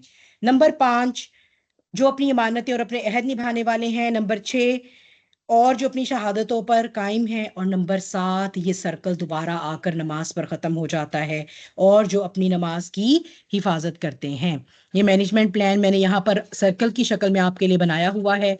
हलू हलू का जो मैनेजमेंट प्लान है ये आपके सामने है इस वक्त स्क्रीन पर। सलात से शुरू होता है और सलात ही पर आकर खत्म होता है। इसका मतलब है कि जो सबसे ज्यादा मोस्ट इंपॉर्टेंट कंपोनेंट है इस मैनेजमेंट का, वो है सलात, हमारी नमाज। आप ये समझिए कि ये अहाता किए हुए है। और अगर मैं इसको एक जुमले में ये कह दूं कि आज हमारी जितनी भी एंजाइटी और परेशानी है, specially in the face of trials, जो हम वोलेटाइल हो जाते हैं और हमें अपने ऊपर काबू नहीं रहता, इसकी एक ही वजह है, और वो क्या है? नमाज को क्या हुआ है ही नहीं ना बेचारी, बस वो एक ढांचा ही सा रह गया उसका। रूह तो खत्म होगी ना उसके अंदर, उसका कोई वजूद जिस्म जान तो वैसे ही हमने मार दी, गला दबा दिया उसका, गोट दिया। ठीक है, तो नमाज को मैं चाहती हूँ आज हम थोड़ा सा डिटेल में देखें, बाकी पॉइंट्स को भी देखेंगे, और फिर ये देखेंगे कि ये हमें मदद कैसे करेगी। ठीक है, अल्लाह सुब्हानहू व तआला ये फरमाते हैं कि वो लोग हैं जो अपनी नमाजों पर दाइम हैं। ठीक है, दाइम दवाम से है, आपको भी पता है दवाम का क्या मतलब होता है। दवाम का क्या मतलब होता है? क्लास में बोलने वाले बच्चों से, जो बीच में बोलते हैं ना, उनसे टीचर सवाल करती है। हाँ जी मरियम, बातें करते हुए पकड़ी गई, नहीं सुन रही थी ना? मैं नहीं बोली, आप बोली थी। चले जो बोला वो बताएगा। दवाम का क्या मतलब है उर्दू में? हाय, हार्ट अटैक तो ना दे मुझे, उर्दू भी नहीं आती। पहले तो उर्दू के लेसन करने पड़ेंगे, इसका मतलब है कायम कायम रहना। कायम रहना। ये कौन है जो बोल हमेशा रहे हैं रहना, ऑनलाइन हमेशा यहाँ से? हाँ जी, हमेशा जज़ाकिल्लाह खैर। गलत। हाँ जी बिल्कुल, तो दवाम हम कहते हैं ना उर्दू में भी, है ना? हाँ, एवर लास्टिंग। चाहिए नहीं आपको दायमी जिंदगी? हम कहते हैं ना, हाँ, अल्लाह ताला आपको जो है वो दायमी उम्र दे, आप हमेशा कायम रहें। हमेशा हाँ, कायम दायम दायम उसी से ही है। ठीक है, दवाम और दायम जो है ना वो उसी से ही है। ठीक है, हालांकि बेचारे खाली उसको ना दे, फिर उसकी जनरेशन के सारे लोगों को ये दुआ देना, ये तो बद्दुआ हो गई। वो अकेला बेचारा जीता रहे हैं और बाकी वो रह जाए अकेला दुनिया में, उसके साथ ना वो किसी से दिल की बात करने वाला हो, उसकी तो पूरी जनरेशन चलेगी। या तो पूरी जनरेशन को दुआ दे कि भाई वो भी तुम्हारे साथ दायम रहे। ठीक है, अच्छा, तो दायम मतलब हम नमाज के बारे में जो है ना, वो हमारी गफलत यहाँ पर अल्लाह सुब्हानहू व तआला ने एक्चुअली पॉइंट आउट की है। हमारी सोच का महवर और मरकज नहीं है। अच्छा, इदवाम का एक और मतलब भी होता है, साकिन हो जाना, ठहर जाना। ठीक है, जैसे पानी होता है ना, माए दाइम। ठीक है, कायम हो जाने वाला, दाइम हो जाने वाला पानी, साकिन हो जाने वाला पानी, ठहर जाना। तो आप ये देखिए कि एंजाइटी को सबसे ज्यादा आप कैसे कंट्रोल कर सकते हैं। अगर मेरे अंदर किसी तरह ये स्किल आ जाए कि इन द फेस ऑफ ट्रायल मैं थोड़ी देर के लिए ठहर गई, तो इसका क्या मतलब हुआ कि अब मेरी सेंसेस काम करना शुरू करेंगी। ठीक है, क्योंकि होता क्या है, ट्रॉमा आता है, कोई भी अनफोर्सीन सिचुएशन आती है, कोई भी सूरत हाल ऐसी आती है, तो हमारा ब्रेन ब्रेन फ्रीज हो जाता है, शॉक में चला जाता है, इमीडिएटली समझ नहीं आती हम क्या करें। हमने ट्रेन करना है खुद को उस मोमेंट पे, और फिर ये होता है कि हम रिएक्शनरी जो है वो बिहेव कर जाते हैं। ठीक है, बहुत से लोगों को आपने सुना होगा, अच्छे दिल के होते हैं लेकिन वो क्या कहेंगे कि मुझे अपने गुस्से पर कंट्रोल नहीं है, मैं करूं क्या, वो ये कहते हैं। ठीक है, तो होता क्या है कि अगर हम पॉज करना सीख जाएं उस एक वेरी मोमेंट में, तो आपको पता है इंसान के जो इमोशंस है उनका ड्यूरेशन बहुत थोड़ा होता है। ठीक है, अकॉर्डिंग टू साइकोलॉजी, चाहे वो दुख का ड्यूरेशन है, चाहे वो गुस्से का ड्यूरेशन है, वो बहुत फ्यू मोमेंट्स के लिए होता है। इसलिए आप देखिए हमारे सुनहरी उसूल कितने प्यारे हैं। नबी करीम सल्लल्लाहु अलैहि वसल्लम फरमाते हैं ना कि उस वक्त जुबान बंद कर लो, पानी पी लो, बैठ जाओ, खड़े हो तो, बैठे हो तो लेट जाओ, वुजू कर लो, सिर्फ वो फ्यू मोमेंट्स किसी तरह मैनेज करना सीख जाओगे तो वो इमोशन सेटल डाउन हो जाएगा। जब इमोशन सेटल डाउन होता है तो ब्रेन के न्यूरोट्रांसमीटर्स का बैलेंस बहाल होना शुरू हो जाता है, और इंसान को समझ आना शुरू हो जाती है कि मैंने करना क्या है। इसीलिए क्या कहा गया था, नबी करीम सल्लल्लाहु अलैहि वसल्लम ने उस औरत को जो मातम कर रही थी, नोहा कर रही थी, सब्र वो था जो तुम शुरू में करती। ये बड़ी इंपॉर्टेंट स्किल है, ये मेरे और आपकी कामयाबी की स्किल है। क्योंकि आप देखिए कि अल्लाह, इसका मतलब है कि ये जो हम बहाना अपनी रिएक्शनरी सेल्फ के लिए बना लेते हैं ना, क्या ये बहाना अल्लाह के सामने चलेगा? क्या हम अल्लाह के सामने खड़े होकर कह सकते, अल्लाह ताला मुझे तो गुस्सा ही बहुत आता था। लेकिन मैमूना जी कोशिश अपनी भी है, पर रहमत अल्लाह की हो तो तभी बंदा सबर फिर करे। उसमें दुआ आ जाती है, और आपको पता है यही सलात में आएगा। अभी हम सलात के बारे में फौरन कोशिश करके बोलो तो अल्लाह ताला मदद फरमाता दुआ करेंगे हम उसके लिए, फिर जाहिर सी बात है सब कुछ करेंगे ना। असल में हम होलिस्टिक, हमने जब से होलिस्टिक लाइफस्टाइल छोड़ी हम तब से परेशानी का शिकार हैं। हम हमें क्या होता है, हम किसी प्रॉब्लम के लिए या तो बिल्कुल सिर्फ दवाइयों पे ही रिलाई कर लेते हैं, या हम बिल्कुल सिर्फ कहेंगे अल्लाह ही ठीक करेगा इसको। और नफ्सियाती पहलू तो अब 21वीं सदी में आके इंट्रोड्यूस हुआ है ना हर प्रॉब्लम का। वो तो हमें अब इवन पढ़े लिखे डॉक्टर्स को भी जो है वो अब आकर उसकी जो है वो एक शऊर आ रहा है, या उनकी ट्रेनिंग्स हो रही हैं कि there is a mental aspect, there is a mental health aspect to every problem as well. Multidisciplinary approach जिसको कहते हैं, जो हम किताबों में तो पढ़ते रहे, पाकिस्तान में तो अप्लाई नहीं होती, यहाँ तो चलो फिर होती है वो। जब एक कैंसर का मरीज आएगा तो आपने सिर्फ उसको दवाई नहीं देनी भाई, उसको साइकोलॉजिकल इतना बड़ा बर्डन है कि वो 6 महीनों में मरने वाला है, या आपने उसको 2 महीनों की डेडलाइन दे दिया एज अ डॉक्टर, वो उन 2 महीनों में नफसियाती तौर पर कैसे कोप करेगा? You have to involve psychologist and psychiatrist on board as well. ये मल्टी डिसिप्लिनरी अप्रोच हमें कुरान ने दी थी, हमने खो दी। मुझे तो कुरान सवाए साइंस के और जो है ना वो आप समझे कि इंसान के और कुछ नजर नहीं आता, जो सच्ची सी बात है। और इंसान के किसी एस्पेक्ट को कुरान नहीं छोड़ता, उसकी फिजिकल बीइंग की हेल्थ, उसकी मेंटल बीइंग की हेल्थ, उसके साइकोलॉजिकल बीइंग की हेल्थ, उसकी स्पिरिचुअल बीइंग की हेल्थ, उन सबको फोकस करता है। ठीक है, तो कमिंग बैक टू द सलात, एक ऐसी सलात, एक ऐसी नमाज, चूंकि सलात जो है वो हमारा सेंटर पॉइंट है, लिहाजा इसको मैंने यहाँ पर एक प्यारा सा दिल आप लोगों के लिए डाला है। और उसमें जो है वो हमने देखा है, इसमें ना हम वन ऑन वन जरा थोड़ा सा करके देखते हैं हमारी नमाज के क्या क्या कंपोनेंट्स हैं। मैं अरकान नहीं पूछ रही, नमाज में क्या क्या है मेन चीजें जो जिनसे मिलकर नमाज हमारी बनती है। प्रोबेबली शायद आपने ना सोचा इस पॉइंट ऑफ व्यू से, लेकिन चलिए यहाँ सोचेंगे। Any guess? हाँ, फिजिकल एक्शंस तो हैं, हाँ वो तो हैं। ये तो रुकन हो गए, मैं रुकन नहीं कह रही, यानी मैं ये नहीं पूछ रही कि आप मुझे बताएं कि क्या आम और सजदा और रुकू और तशाहुद, ये नहीं। वक्त पे जो वो भी उसका वो है, रुकन है। तो फिर रुकन है, यानी अल्लाह का जिक्र और याद। हाँ, कुरान में अल्लाह सुब्हानहू व तआला क्या फरमाते हैं, अकीमिस सलात लिज़िक्री, मेरे जिक्र के लिए सलात को कायम करो। ठीक है, तो ये जो अल्लाह का जिक्र है वो किस किस शक्ल में आ रहा है कुरान में? क्या क्या पढ़ते हैं? कुरान, और क्या? तस्बीहात या अस्कार, और एंड पर क्या? दुआ। तो ये है एक्चुअली नमाज जिनसे मिलके बनती। ठीक है, मैंने यहाँ पर लिखा भी, स्क्रीन पे भी आ जाएगा। सलात जो है ना, ये कुरान, तस्बीहात और दुआ से मिलकर बनती है असल में। चूंकि हमने तो कभी सलाद के बारे में ये सोचा भी नहीं, हम तो इतने रिएक्शनरी और इम्पल्सिव हैं कि हमने सलाद को भी अपनी इम्पल्स का हिस्सा बना लिया। जैसी नमाज की अजान की आवाज सुनी या टाइम हुआ, हम गए फटाफट वुजू किया, उसी माइंडलेसनेस के साथ नमाज पढ़ी, और ये बाहर आ गए और ये जा वो जा जाके हांडी में चमचे हिलाने शुरू कर दिए। ये माइंडलेसनेस आपको पता है कि बहुत ज्यादा एंग्जाइटी देती है हमें। The ability of not being present in that very moment जो है ना, ये हमें हमारी जिंदगी में इसने सारी एंग्जाइटी बढ़ाई हुई है। ये जो मेरा दिमाग हर वक्त रेस करता रहता है ना, खाना पका रही हूँ तो आगे में पहुंचा होगा, अच्छा बच्चों को लेने जाना है, नमाज पढ़ रही हूँ तो खाने में पहुंचा होगा, अच्छा खाना पका रहे इसके बाद। ठीक है, ये जो मैं हर वक्त फ्यूचर में हूं ना, इसने मेरी जिंदगी में एंग्जाइटी बहुत बढ़ाई हुई है। ये प्रॉब्लम जो है ना, अगर हम किसी तरह आइडेंटिफाई करें और फिर इनको जो है वो हैंडल कर सकें, तो हम अपनी एंग्जाइटी को कंट्रोल कर सकते हैं काफी हद तक। Excuse me.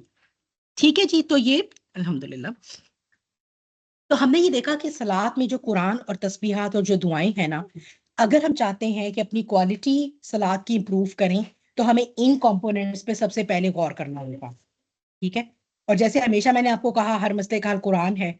हमारी सलात जो है वो भी उसकी क्वालिटी कैसे बढ़ेगी, कैसे बढ़ेगी? जो पहला, सबसे पहला फोकस तो करेंगे ही, उससे पहले जो मैं बात करना चाह रही हूँ, जो कुरान है उससे कैसे समझ कर, ठीक है, फिर हम कुरान के साथ जब वक्त गुजारते हैं ना नमाज के बाद के बाहर, जब हम कुरान के साथ वक्त गुजारते हैं नमाज के बाहर, ठीक है, ये सुन ले बात, नमाज के बाहर जो वक्त हम कुरान के साथ गुजारते हैं और उस वक्त को जो हमने उस वक्त में सीखा होता है कुरान को, उसको इम्प्लीमेंट करते हैं नमाज के अंदर ना, तो फिर ये हमारी जो नमाज की क्वालिटी है उसको बढ़ाता है।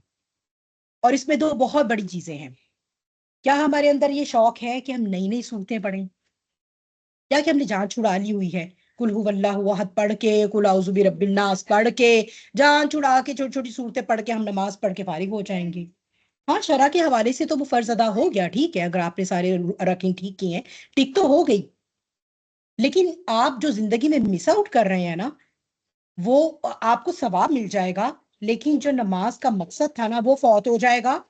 नमाज का मकसद सवाब हासिल करना नहीं था, जस्ट लाइक कुरान जिसे हमने एक सवाब का टूल बना लिया ना, कुरान का मकसद सवाब हासिल करना है, किसी भी इबादत का मकसद सवाब हासिल करना नहीं।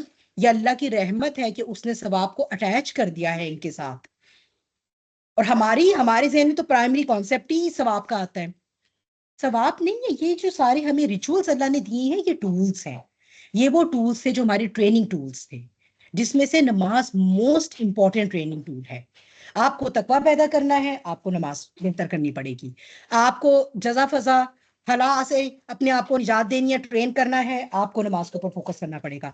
अब इंसान को उजरत में पैदा किया गया, इंसान को कमजोर पैदा किया गया, इन सारी चीजों को आपने इन डिफॉल्ट सेटिंग्स को कंट्रोल करना है, ट्रेनिंग करनी है। नमाज is the single most important and most potent tool in training our spiritual and mental being if applied correctly. If applied correctly. अगर मैं जिम जाकर वो जो मशीनें उनके ऊपर लेटी रहूंगी, वो जैसे एक नीम था ना कि डॉक्टर ने मुझे कहा 1 घंटा आपने उस पर गुजारना है, तो साथ तस्वीर क्या होती है, वो लेटा होता है उस पर, वो क्या होती है, सेंस से निकल गया यार, ट्रेडमिल, ठीक है ना। तो उस तरह की नहीं नमाज पढ़नी, ठीक है, कि डॉक्टर ने कहा 1 घंटा ट्रेडमिल पे गुजारे, ट्रेडमिल पे लेटे में सो रहे हैं, खा रहे हैं बैठे, ठीक है। तो ये वाला if applied correctly, because we are not applying it correctly, that's why we are in this crisis today. इसीलिए हम अपने इतने इमोशनल और मेंटल और साइकोलॉजिकल क्राइसिस में हैं, क्योंकि हम इस टूल को अप्लाई ही नहीं कर रहे जैसे करना चाहिए था। अम्मा आयशा रज़ियल्लाहु ताला अन्हा से नबी करीम सल्लल्लाहु अलैहि वसल्लम की रात की नमाज के बारे में पूछा। अगर आपको पता है कि तहज्जुद की नमाज नबी करीम सल्लल्लाहु अलैहि वसल्लम पर फर्ज रही थी सारी जिंदगी, आपके लिए वो फर्ज के हुक्म पे रही थी, बाद में सहाबा के लिए, एक आम मुसलमान के लिए उसे वो नफल में डाल दिया गया था, लेकिन शुरू में उनके लिए भी फर्ज थी। अच्छा, अब वो रात की नमाज का ट्रेनिंग टूल है ना, क्या कहा गया है, इन्ना नाशियातिल लैली या अशद्दु वतअम व अक़वामु कीला, इसका कायम करना तबीयत पे बहुत भारी गुजरता है, ऐसा ही है ना। तो क्यों नफ्स के ऊपर ट्रेन करके, क्योंकि देखिए मैंने क्या कहा, पॉज करना सीख लेंगे तो मसला हल। पॉज कैसे आएगा, सेल्फ कंट्रोल से, और ये सारा टूल जो है वो हमें सेल्फ कंट्रोल सिखा रहा है इफ अप्लाइड करेक्टली, ठीक है। ये दरवाजा जरा बंद कर दें। अच्छा, तो अम्मा आयशा फरमाती हैं कि आपकी जो है वो रात की नमाज हमेशा 11 रकत रही है। कुछ हदीस में दोनों ही सही बुखारी से आती हैं रिवायात, 13 है, उसमें वो कहते हैं मुफस्सरीन मुहद्दिसीन के वो दो बेसिकली सुन्नत है फजर की, ठीक है। 11 रकत रही है, चाहे रमजान होता था चाहे रमजान नहीं होता था, हम तो ये दे सो नवाफिल पढ़ रहे होते हैं रमजान में, और रत्ती बराबर का हमारे अंदर फर्क नहीं आता। जिस तरह हम रमजान में एंटर होते हैं उसी तरह हम रमजान से निकल जाते हैं। वो जो थोड़ी बहुत रूहानियत हमें महसूस होती है वो तो अल्लाह की देन है कि अल्लाह ने उस महीने का की लूट से लगाई होती है, ईमान की और नूर की और सुकून की, तो हमें मिल जाता है। हमारी इबादत ऐसी नहीं होती कि वो उसकी वजह से नहीं वो होता, उसकी वजह से आया हो तो फिर हमेशा पूरा साल रहे वो बाकी, ठीक है। और हम समझते हैं कि हम शायद पता नहीं बहुत इबादत करें उसकी वजह से जिंदगी बड़ी रमजान में नूर और सुकून वाली है, तो इट्स नॉट लाइक दैट। तो आप फरमाती हैं कि 4 रकत वो कर ले, कभी 2+2+2+ करके पढ़ते थे, कभी 4 रकत का कता इकट्ठा भी पढ़ते थे। तो 4 रकत आप नफल मतलब नमाज अपनी नियत करते थे, और उसकी खूबसूरती ना पूछो, उसकी खूबसूरती ना पूछो। तो किस किस बात से खूबसूरती पैदा करते होंगे आपके ख्याल में नबी करीम सल्लल्लाहु अलैहि वसल्लम? कुरान से, कुरान से, कुरान की ये तलावत। कभी क्या हमें ये ख्याल आता है कि हमने अपनी प्रोटेक्शन के लिए सूरह बकरा की जो 10 आयत वैसे हम रोज पढ़ लेते हैं बैठ के सोफे पे, कभी अल्लाह के यहाँ उसे इशा की नमाज के फर्ज में खड़े होकर अल्लाह के सामने पढ़े इस नियत से कि ये एक डिफरेंट पार्ट ऑफ कुरान है, मैं इसे शौक से पढ़ने लगी हूँ, ये एक बहुत आज आज अल्लाह ताला मैं कोई स्पेशल चीज पढ़ने लगी हूँ आपके लिए इस फर्ज नमाज में। कुरान को समझना तो आगे की बात है ना, कुरान को समझने की तरफ तो जो हालात हैं वो तो सच्ची बात है, मैं अगर देखूं तो मुझे मायूसी ही लगती है, क्योंकि 6 7 8 साल जितने मुझे भी हो गए हैं, मैंने शायद ही किसी को देखा है जो मुझे भी सुनते आ रहे हैं कि उनमें से कोई ही हो शायद जिसके अंदर ये लगन जागी हो कि मैं कुरान की ग्रामर को सीख के कम से कम कुरानी का अरबिक को तो समझने जोगा बनूं। ठीक है, और अगर वो आपको समझ आ जाए तो मैं आपको ये बता रही हूँ कि फिर वाकई उसकी ब्यूटी जो है ना वो आप फील करेंगे। ठीक है, और फिर हम नहीं सोचते ना इस तरह से कि चलो मैं 30वां पारा पूरा करूं। हम कहीं से तो शुरू करें ना, अपना एम बनाएं। क्या हमने कभी ये नियत की है कि हम 30वां पारा हिफ्स करें सिर्फ इसलिए क्योंकि मैं अपनी नमाजों में डिफरेंट रकात में जो है वो डिफरेंट कुरान की आयत पढ़ा करूंगी, मुख्तलिफ सूरतें पढ़ा करूंगी और इससे मेरी नमाज की क्वालिटी बेहतर होगी? हम नहीं सोचते। ठीक है, और अगर सोचिए कि वही अल्फाज जब आप समझ रहे होते हैं ना, तो वो you are in an other world, you are in an other world. सोचिए ना कि ये कुरान की आयत जो है, अगर इसका मुझे और आपको तर्जुमा याद हो, ठीक है, और मैं खड़ी हूं और मुझे अभी अभी ही एक बहुत ही कोई जबरदस्त किस्म की तकलीफ पहुंची है, बहुत ही ज्यादा तकलीफ पहुंची है, ठीक है, अपने किसी रिश्ते से पहुंची है, कोई बड़े करीबी रिश्ते ने मुझे कुछ ऐसी बातें कर दी हैं कि मेरा दिल खून खून खून हुआ हुआ है, और मैं खड़ी हूं नमाज में, और मेरा दिल चाहता है कि मैं जो हूँ वो एक थप्पड़ ही लगा दूं। मैं मतलब मुझे इतनी किसी ने तकलीफ दी कि मेरा दिल चाहता है कि मैं इसको बद्दुआ ही दे दूं। और उसी वक्त नमाज का वक्त हुआ और मैं खड़ी हुई और मैंने ये कहा, बादा उजुबिल्ला इन्नल इंसाना खुलिका हलुआ वाइदा मस्साहु शर्रु जजुआ। तो मैं रुक नहीं जाऊंगी थोड़ी देर के लिए कि मेरे साथ तो अभी अभी ये हुआ, मुझे अभी अभी कैलेमिटी ने हिट किया और मैं जजा फजा करने वाली थी, तो क्या मैं खड़ी होकर वहां गौर नहीं करूंगी थोड़ी देर को? फिर मैं जब आगे जाऊंगी तो मैं कहूंगी वाहिदा मस्साहुल खैरु मनुआ। कहीं ऐसा ना हो कि जब अल्लाह मेरी आजमाइश हटा दे, मुझे खैर दे दे, तो मैं इस खैर को बांटने की बजाय हरीस और बुखल और कंजूस हो जाऊं और अपने तक रखूं। आप देखिए कितनी बड़ी ट्रांसफॉर्मेशन लेके आएगी वो नमाज। चाहे ये 3 आयत पर ही गौर कर लें और इसके आगे वाले चाहे आप माइंडलेस ही होकर भी पढ़ लें, एक ही आयत पर भी गौर कर लें, जो वो सलात होगी ना, वो आपने कभी ये इसे कहते हैं इकामत सलात। हमेशा कुरान ने क्या कहा है? नमाज पढ़ो कहा है कहीं अल्लाह ने? इकामत सलात, अकीमुस्सलात, अकीमुस्सला, अकीमुस्सला, या अकीमिस्सलात for singular, for plural different हो जाता है थोड़ा सा। तो कुरान जो है वो सिंगल मोस्ट इम्पॉर्टेंट ऐसा फैक्टर है जो हमारी इस्लाह की क्वालिटी को इंक्रीज करता है। फिर तस्बीहात होती हैं, हम वही बात है, मैंने कहा कि हम चूंकि माइंडफुल नहीं होते, अगर हम माइंडफुल होकर सुबहान अल्लाह, अल्लाह अकबर, इन कलमात पे गौर करके माइंडफुल होके इन्हें 3 3 दफा भी कहें ना, तो ये हमारी जिंदगी, ये एकदम आपके अंदर सुकून आएगा, एकदम सुकून आएगा। अच्छा, फिर आप ये देखिए कि अल्लाह ताला कितनी प्यारी तरीके से जो है वो ये सिंक्रोनाइज करते हैं हमारी पूरी सेल्फ को। जब हम नमाज पढ़े, जाहिर सी बता, खाली रूह तो नहीं पढ़ रही, रूहानी वजूद तो नहीं पढ़ रहा, मैं भी तो झुक रही हूं ना। ठीक है, मुझे उसके फिजिकल बेनिफिट्स भी हैं, एक्सरसाइज तो हो ही रही है, योगा तो मेरा हो ही रहा है, नमाज इज एक्चुअली योगा, योगा तो मेरा हो ही रहा है। जैसे ही मैं सजदे में सर रखती हूँ, अब तो खैर इंसानी सिविलाइजेशन की बदकिस्मती कि हमारे पक्के फर्श, तो हमारे ये लकड़ियां, तो ये पत्थर और ये टाइल्स ये हम जो लगवा के सजाते हैं, वरना मस्जिद नबी में तो कच्ची मट्टी थी ना। कच्ची मट्टी पे इंसान जब अपना सर रखता है या हमारी स्किन का कोई पार्ट जाके उसको मस करता है, तो आपको पता है क्या होता है? हमारी जो एनर्जी होती है ना नेगेटिव, वो जमीन मट्टी की खसूसियत है एज एन एलिमेंट कि वो एब्जॉर्ब करती है। जब भी तो अल्लाह ताला हमसे चाहता है कि शौक एब्जॉर्बर बने, ना कि शौक रेडिएट करने वाले बने। तो मट्टी क्या करती है? आपकी वो सारी नेगेटिव एनर्जी को एब्जॉर्ब कर लेती है। क्यों कहा नबी करीम सल्लल्लाहु अलैहि वसल्लम ने, क्यों फरमाया कि सजदे में तुम अपने रब के सबसे करीब होते हो, इसमें सबसे ज्यादा दुआ करो?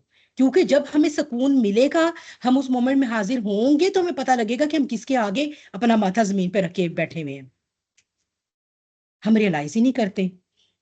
ठीक है, तो इस पूरे मैनेजमेंट प्लान में से मुझे तो लगता है अगर हम एक सलात भी ठीक कर लेना अपनी, तो 98% एंग्जाइटी तो वहीं पे हल हो जाएगी, 98%। मैं तो यही परसेंटेज दूंगी सलात को।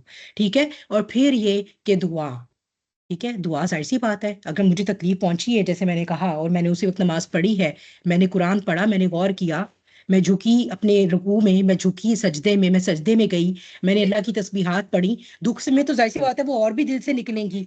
ठीक है, कितनी बड़ी बातें हैं ये, कोई छोटी बातें हैं जो बताई गई हैं कि एक सुभान अल्लाह कहना इतना बड़ा कलमा है, जमीन और आसमान के दरमियान की जगह को भर देता है। ऐसे ही बातें कोई, हमारे नबी की बातें जो है वो नाहक तो नहीं हो सकती।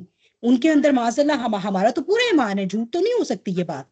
हमने तो कभी रियलाइज ही नहीं किया, हम तो सुभान अल्लाह सुभान अल्लाह सुभान अल्लाह, चलो भाई सर से फेंका रुकू एक, ठीक है, इसी तरह 4 रुकू सर से फेंके, नमाज भी फेंकी और बस अल्लाह का शुक्र, जोहर पढ़ ली, असर भी पढ़ ली, शाह भी पढ़ ली। तो फिर हमें वो, हमारे लिए गुजाहिर सी बात है, हमें वो चीज तो नहीं दी। ये तो वही बात होगी ना कि दवाई आपने बताई है डॉक्टर ने और मरीज ने उसको खाना नहीं है, या अपनी मर्जी से खाना है, या उस टाइम पे नहीं खाना, या गलत सलत करके खाना है, डोज नहीं ठीक लेनी, तरीका ठीक नहीं है, ना वो जिस्म में गई, ना वो उसका हिस्सा बनी, ना शिफा मिली।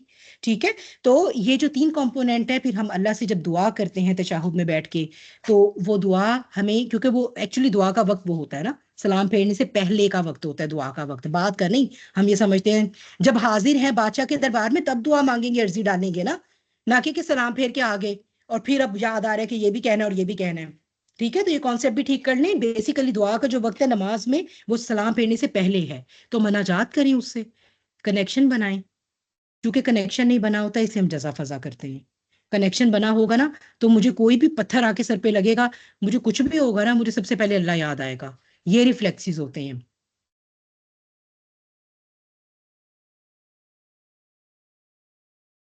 फुका कहते हैं कि अगर आप फर्ज नमाज पढ़ रहे हैं तो अरबिक की दुआएं मांगे, और अगर आप नफल नमाज पढ़ रहे हैं तो अपनी किसी भी जुबान में मांग सकते हैं। ठीक है, अच्छा। अच्छा जी, अब चलते हैं सलात, ये हमारे अंदर किस किस तरह से जो है वो चेंजेस लेकर आती है। ठीक है, अगर मैं दीन में दाखिल हुई, मुझे एहसास हो गया कि मेरी जिंदगी में 5 वक्त की नमाज, क्योंकि पहले जब हम दीन में नहीं होते, चाहे हम बॉर्न मुस्लिम थे चाहे हम नए मुसलमान बने हैं, जब हम दीन में नहीं होते, जब हमारा ईमान नहीं होता, हमारी जिंदगी में नमाज की तरफ रुख नहीं होता, ना ध्यान होता है। ठीक है, हम बाजार चले गए, अगर हमारी जोहर असर कज़ा हो गई, हमें ख्याल नहीं आएगा।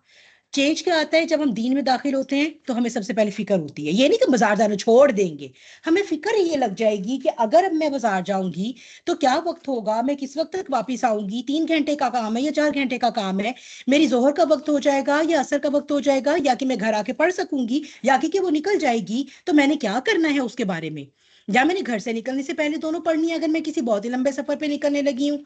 छोड़नी तो मुझे नहीं है हर हाल में, मुझे मैनेज करनी है अपनी जिंदगी उसके सराउंडिंग में, उसके अराउंड।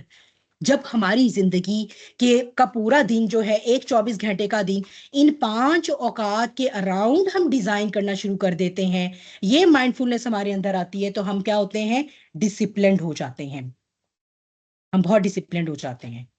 ठीक है, ऐसा ही होता है ना, जैसे जब हमें नहीं फिक्र होती, हम बाहर घूम रहे हैं फिर रहे हैं, जब फिक्र आ जाती है जिंदगी में नमाज की, तो हम क्या कहते हैं, नहीं नहीं मगरिब पढ़नी है तो मैं अब घर चलूं।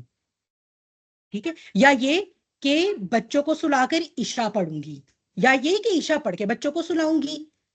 दिमाग अब किस पर फोकस कर रहा है, नमाज पे, अब फिक्र किसकी होगी, उसकी। वरना पहले क्या फिक्र थी, खाना खाएंगे सो जाएंगे, ठीक है, पढ़ ली नहीं पढ़ी ना पढ़ी। ठीक है, खाना पकाऊंगी, बच्चों को लेके आऊंगी, बच्चों को खाना दूंगी, फिर समेटूंगी, होमवर्क करवाऊंगी, फिर बच्चे सो जाएंगे मैं सो जाऊंगी। सुबह खुलेगी खुलेगी, पढ़ लेंगे नहीं पढ़ेंगे। तो क्या होगा, ये माइंडफुलनेस कैसे बढ़ेगी, हर वक्त जब नमाज का ध्यान, मैं घर से निकलने लगी हूँ, मुझे क्या टाइम हो जाएगा, मुझे अपना ये लेक्चर जो है वो by the time of Johar wind up करना है या बाय द टाइम ऑफ असर वाइंड अप करना है। ठीक है, अब हमारे मीटअप्स भी जो है वो नमाज के अराउंड होंगे। ठीक है, यूं करते हैं कि जोहर से असर के तक रख लेते हैं। ठीक है, आप 1 1.5 घंटा 2 घंटे की क्लास कर लीजिए, उसके बाद हम असर पढ़ लेंगे और खाना खा लेंगे, जी गुड इनफ। ठीक है, ये फर्क होता है जब नमाज की तरफ ध्यान आ जाता है, जब दीन की तरफ, जब दीन जिंदगी में आता है तो। ठीक है, बोल रही है, तो ये जो है वो हमारे अंदर डिसिप्लिन लेकर आती है। और फिर जो है वो नमाज को उसके कायम शुदा औकात पर ही पढ़ना है, तो ये हमारे अंदर जो है वो पंक्चुअलिटी भी लेकर आती है।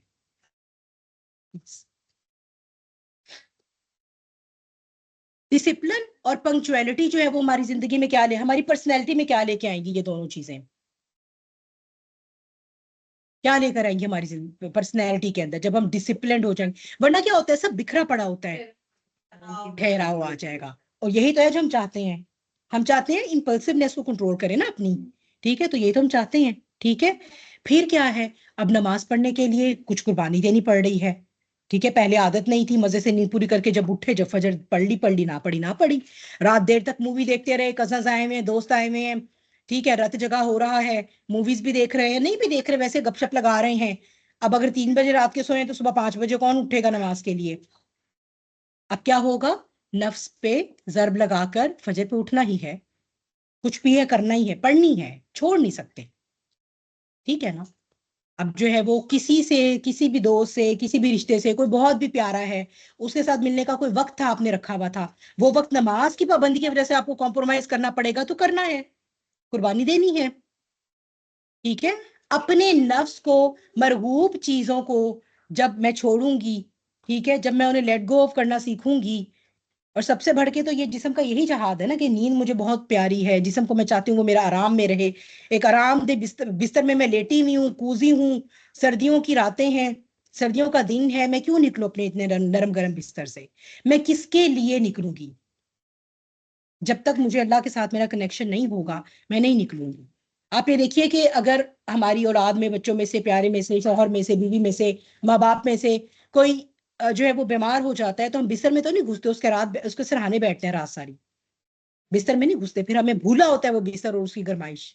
फिर वो जो 2-3 दिन एक स्ट्रेस के गुजार के हम कहते हैं शुक्र है आज मैं आराम से सोऊंगी अपने बिस्तर में, शुक्र हुआ अल्लाह ने करम किया, चीजें सेटल डाउन हो गई हैं।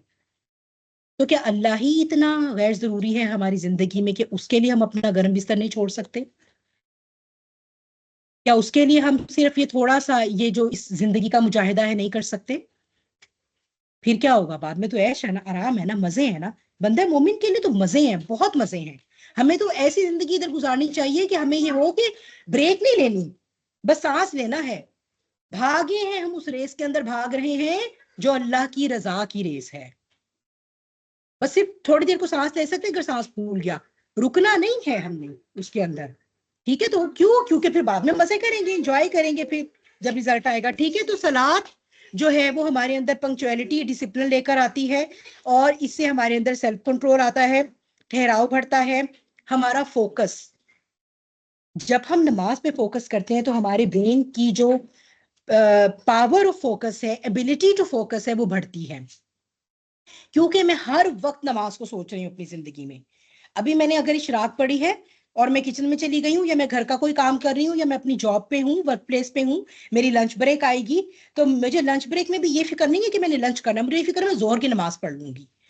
ठीक है? अब मेरा फोकस है, अब मैं, ये मेरी नीयत है, सब नो फोकस क्या नियत है ना बेसिकली आपकी, कि आप करना क्या चाहते हो, उसके ऊपर आपका फोकस है, वक्त आपकी इंटेंशन पर। अब फोकस है, फोकस क्या है? मैंने वुजू भी ठीक से करना है, अगर मेरे वुजू में कोई कमी रहेगी मेरी नमाज पूरी नहीं होगी। मुझे अपने अराकीन भी नमाज के ठीक से अदा करने हैं। मैं क्या पढ़ रही हूँ मुझे एटलीस्ट, चलो समझ नहीं भी आ रहा है, एटलीस्ट इतना तो पता हो कि मैं अरेबिक उसकी से पढ़ी हूँ। ठीक है? तो मैंने उसके ऊपर फोकस करना है। नमाज तो है ही सारा फोकस ना। ध्यान किस पर रख रहे हैं? अल्लाह के ऊपर ध्यान रखना है। फोकस जो है ये बेसिकली मेडिटेशन की एक फॉर्म है। आपको मेडिटेशन कैसे करवाई जाती है? क्या कहा जाता है? मेडिटेशन कभी किसी ने की है मेडिटेशन की क्लासेस? तो क्या कहते हैं उसमें? कुछ भी नहीं सोचना, फोकस। Just focus. ठीक है? वो आपको क्या देंगे? कुछ कहेंगे अपने माइंड में सोचे कि सामने एक रेड लाइट है, या एक ब्लू लाइट है, या एक ग्रीन लाइट है, जो भी इमोशंस वो आपको, हाँ हाँ, और उसके ऊपर फोकस करना है, बाकी हर सोच को जहन से निकाल दो। तो नमाज क्या कह रही है? ये तो कह रही है हम ना हजारों डॉलर खर्च करके इलाज करवाने को तैयार हैं, और थेरेपीज करवाने को तैयार है, कुरान को नहीं पकड़ने को तैयार।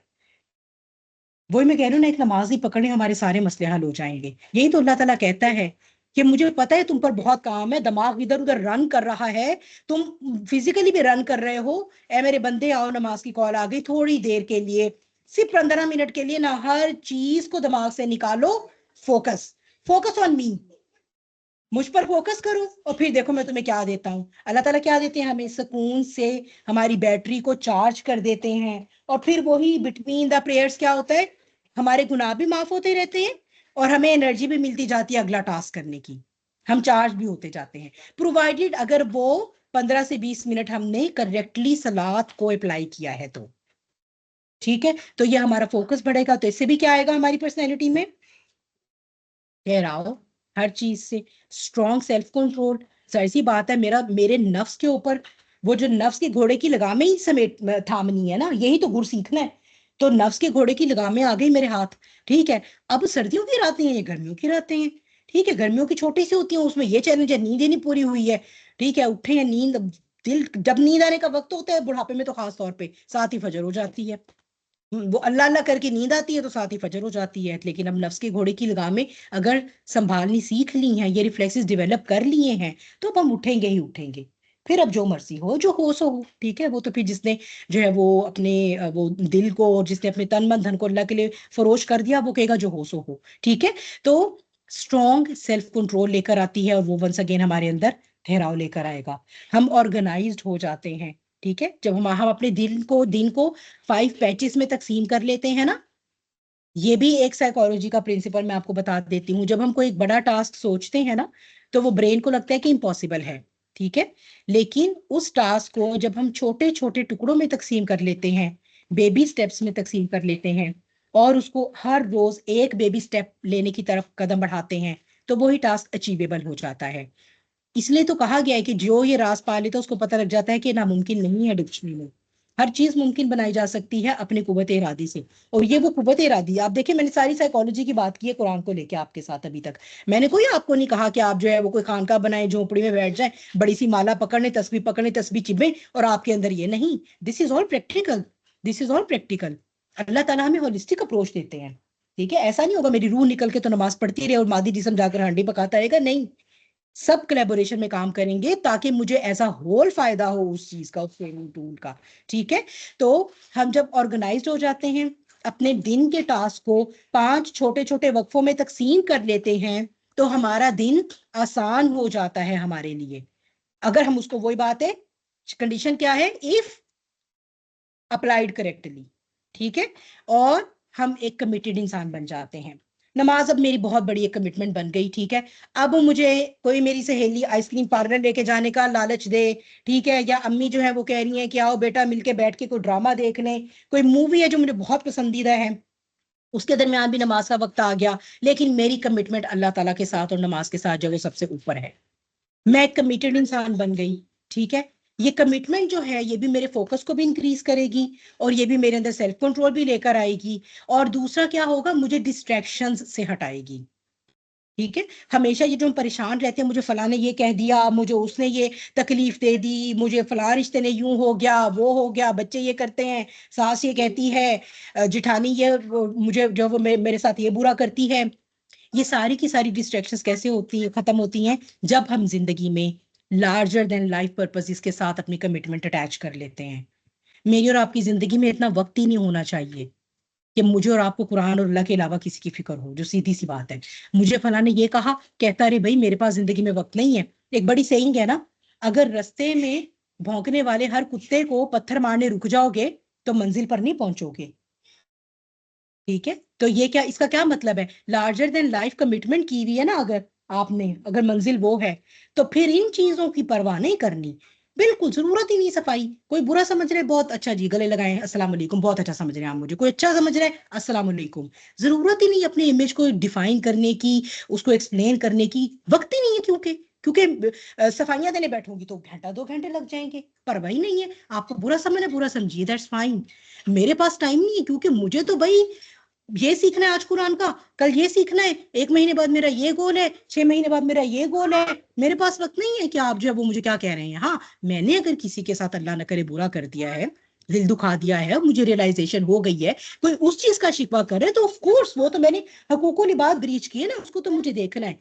But other than that distractions के लिए there is no room in my life. तो आप एक स्ट्रॉन्ग पर्सन बन गए ना, स्ट्रॉन्ग पर्सन बन गए ना।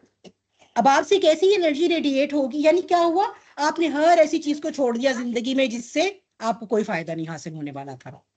एक बड़ी अच्छी सेइंग है कि जो आपको जानता है ना, उसे सफाई देने की आपको जरूरत नहीं है अपने आप की, और जो आपको नहीं जानता ना, उसे सफाई देने का फायदा नहीं है।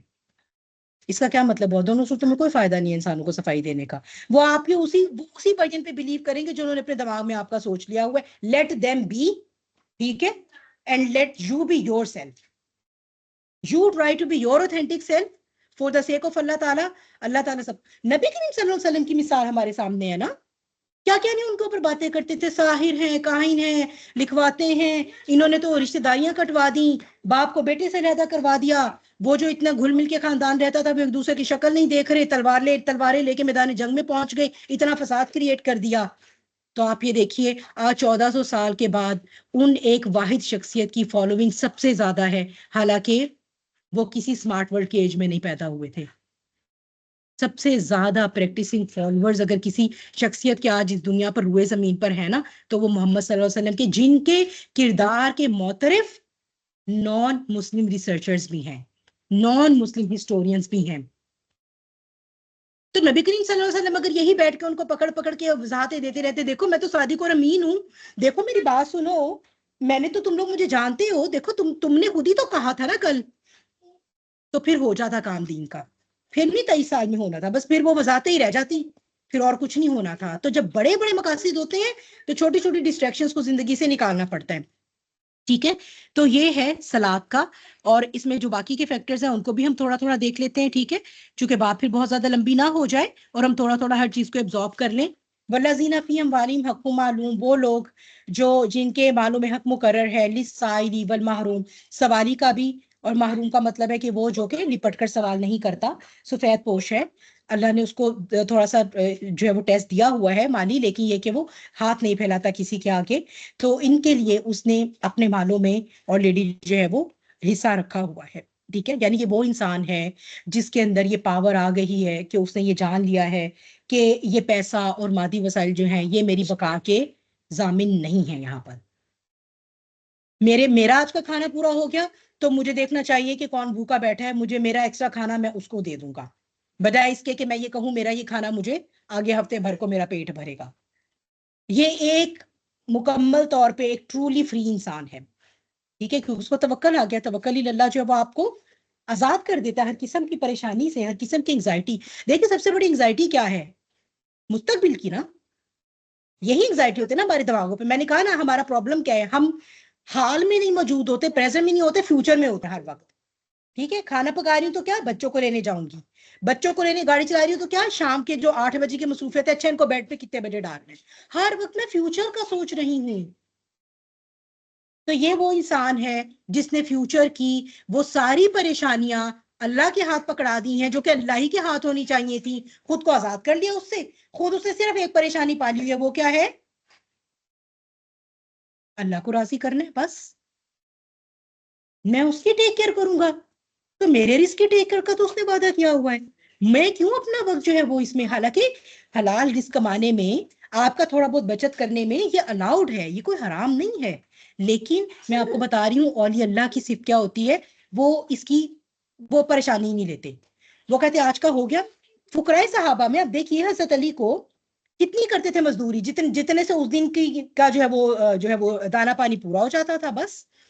एक्स्ट्रा टाइम अल्लाह के लिए है, हम क्या करेंगे, एक्स्ट्रा बिजनेस डील भी आ रही है तो करें। ठीक है, क्योंकि जाहिर सी बात है पैसा किसको अच्छा नहीं लगता आता, वो भी अगर ऐसे आ रहा है कि ठीक है आपको चलो 2 घंटे आप और देते हैं और पैसे कमा लेते हैं, तो जरूरत से ऊपर आप कैसे बिहेव करते हैं, ये जो है वो फिर उस पर आता है कि आपने अपने इस जो फैक्टर ऑफ हलुआ का जो फैक्टर है इसको कैसे टेम किया हुआ है, ये फिर उस पर आता है। ठीक है, वो ठीक है अल्लाह ने हराम नहीं किया उसको, लेकिन ये चीजें आपकी जिंदगी के अंदर आपकी पर्सनैलिटी को जो स्ट्रेंथ देंगी, सेल्फ कंट्रोल लेके आएंगी आपके अंदर, अब उसके अंदर एंग्जाइटी कम हो जाएगी। ठीक है, फिर क्या करता है वो, वल्लाजीना युसद्दिकूना बियौमिद्दीन, और ये वो लोग हैं जो यौम जज़ा की तस्दीक करते हैं। ईमान बिल आखिरा की बात हो रही है, सिर्फ तस्दीक नहीं करते मेरे और आपकी तरह, ये नहीं कहते रहते कि हाँ क़यामत भी आनी है, आखिरत भी आनी है, कब्र में भी जाना है, कब्र में भी जाना है। मैंने अक्सर मुसलमानों को ये कहते सुना है, हमें तो कब्र के अजाब से, हमें तो कब्र के कीड़ों से बहुत डर लगता है, और जब आप उनका अमल देखते हो तो वो बिल्कुल सिफर होता है, तो आप सोचते हो ये किस किस्म का डर है। लेकिन ये वो लोग हैं वल्लज़ीना हुम मिन अज़ाबि रब्बिहिम मुशफिकून, जो अपने रब के अजाब से लरजते हैं। मुशफिकून है शफक से, शफक हम देखते हैं ना शफक, तो शफक पे क्या होता है, कैसी कैसी सूरत हाल होती है शफक की, कभी देखा है शफक, गौर किया है कैसा होता है, क्या सिचुएशन होती है रोशनी की, चमक रहा होता है, Orange color. Different multi colour, अंधेरा रोशनी मिक्स होता है ना, अंधेरा और रोशनी मिक्स होता है शफक, मिली जुली कैफियत है। ठीक है, ये जो मिली जुली कैफियत में बंदा मोमिन रहता है ना आखिरत की तरफ से, जिसे क्या कहते हैं, उम्मीदों रिजा के बैन बैन। एक वक्त आता है अल्लाह से होप आ जाती है, बड़ा अच्छा फील हो रहा होता है, लगता है कि हाँ, लगता है कुछ काम बन जाएगा इंशाल्लाह आखिरत में, ठीक है। एक वक्त आता है जब वो रिक्कत की आयत, आखिरत की आयत सुनता है, पढ़ता है, अहादीस को ऐसी नजर से गुजरती है, तो फिर लरसता है, कांपता है कि पता नहीं क्या बनेगा।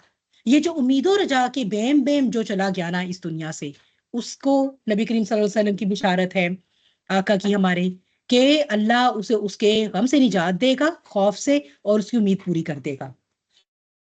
तो ये जो है ना, ये जो कैफियत है शफक वाली, ये यानी कि ऐसा नहीं है कि बस उन्हें ये पता है मेरी और आपकी तरह कि हाँ भाई कोई आना है यौम क़यामत, लेकिन कर लगे हुए अपनी मनमानी करने। दुनिया में वो जिंदगी भी ऐसी ही गुजार रहे हैं कि उनके अमल से पता चलता है कि उन्हें आखिरत के अजाब से वाकई उन्हें खौफ आता है। आप देखें अहले कुरान को, अल्लाह वालों को, आप देखिए उनके अमल से। होता है ना कुछ लोग जो है वाकई ऐसे होते हैं अल्लाह वाले, आप उनके पास ही जाते हैं, कितनी पॉजिटिव एनर्जी कर रही होती है।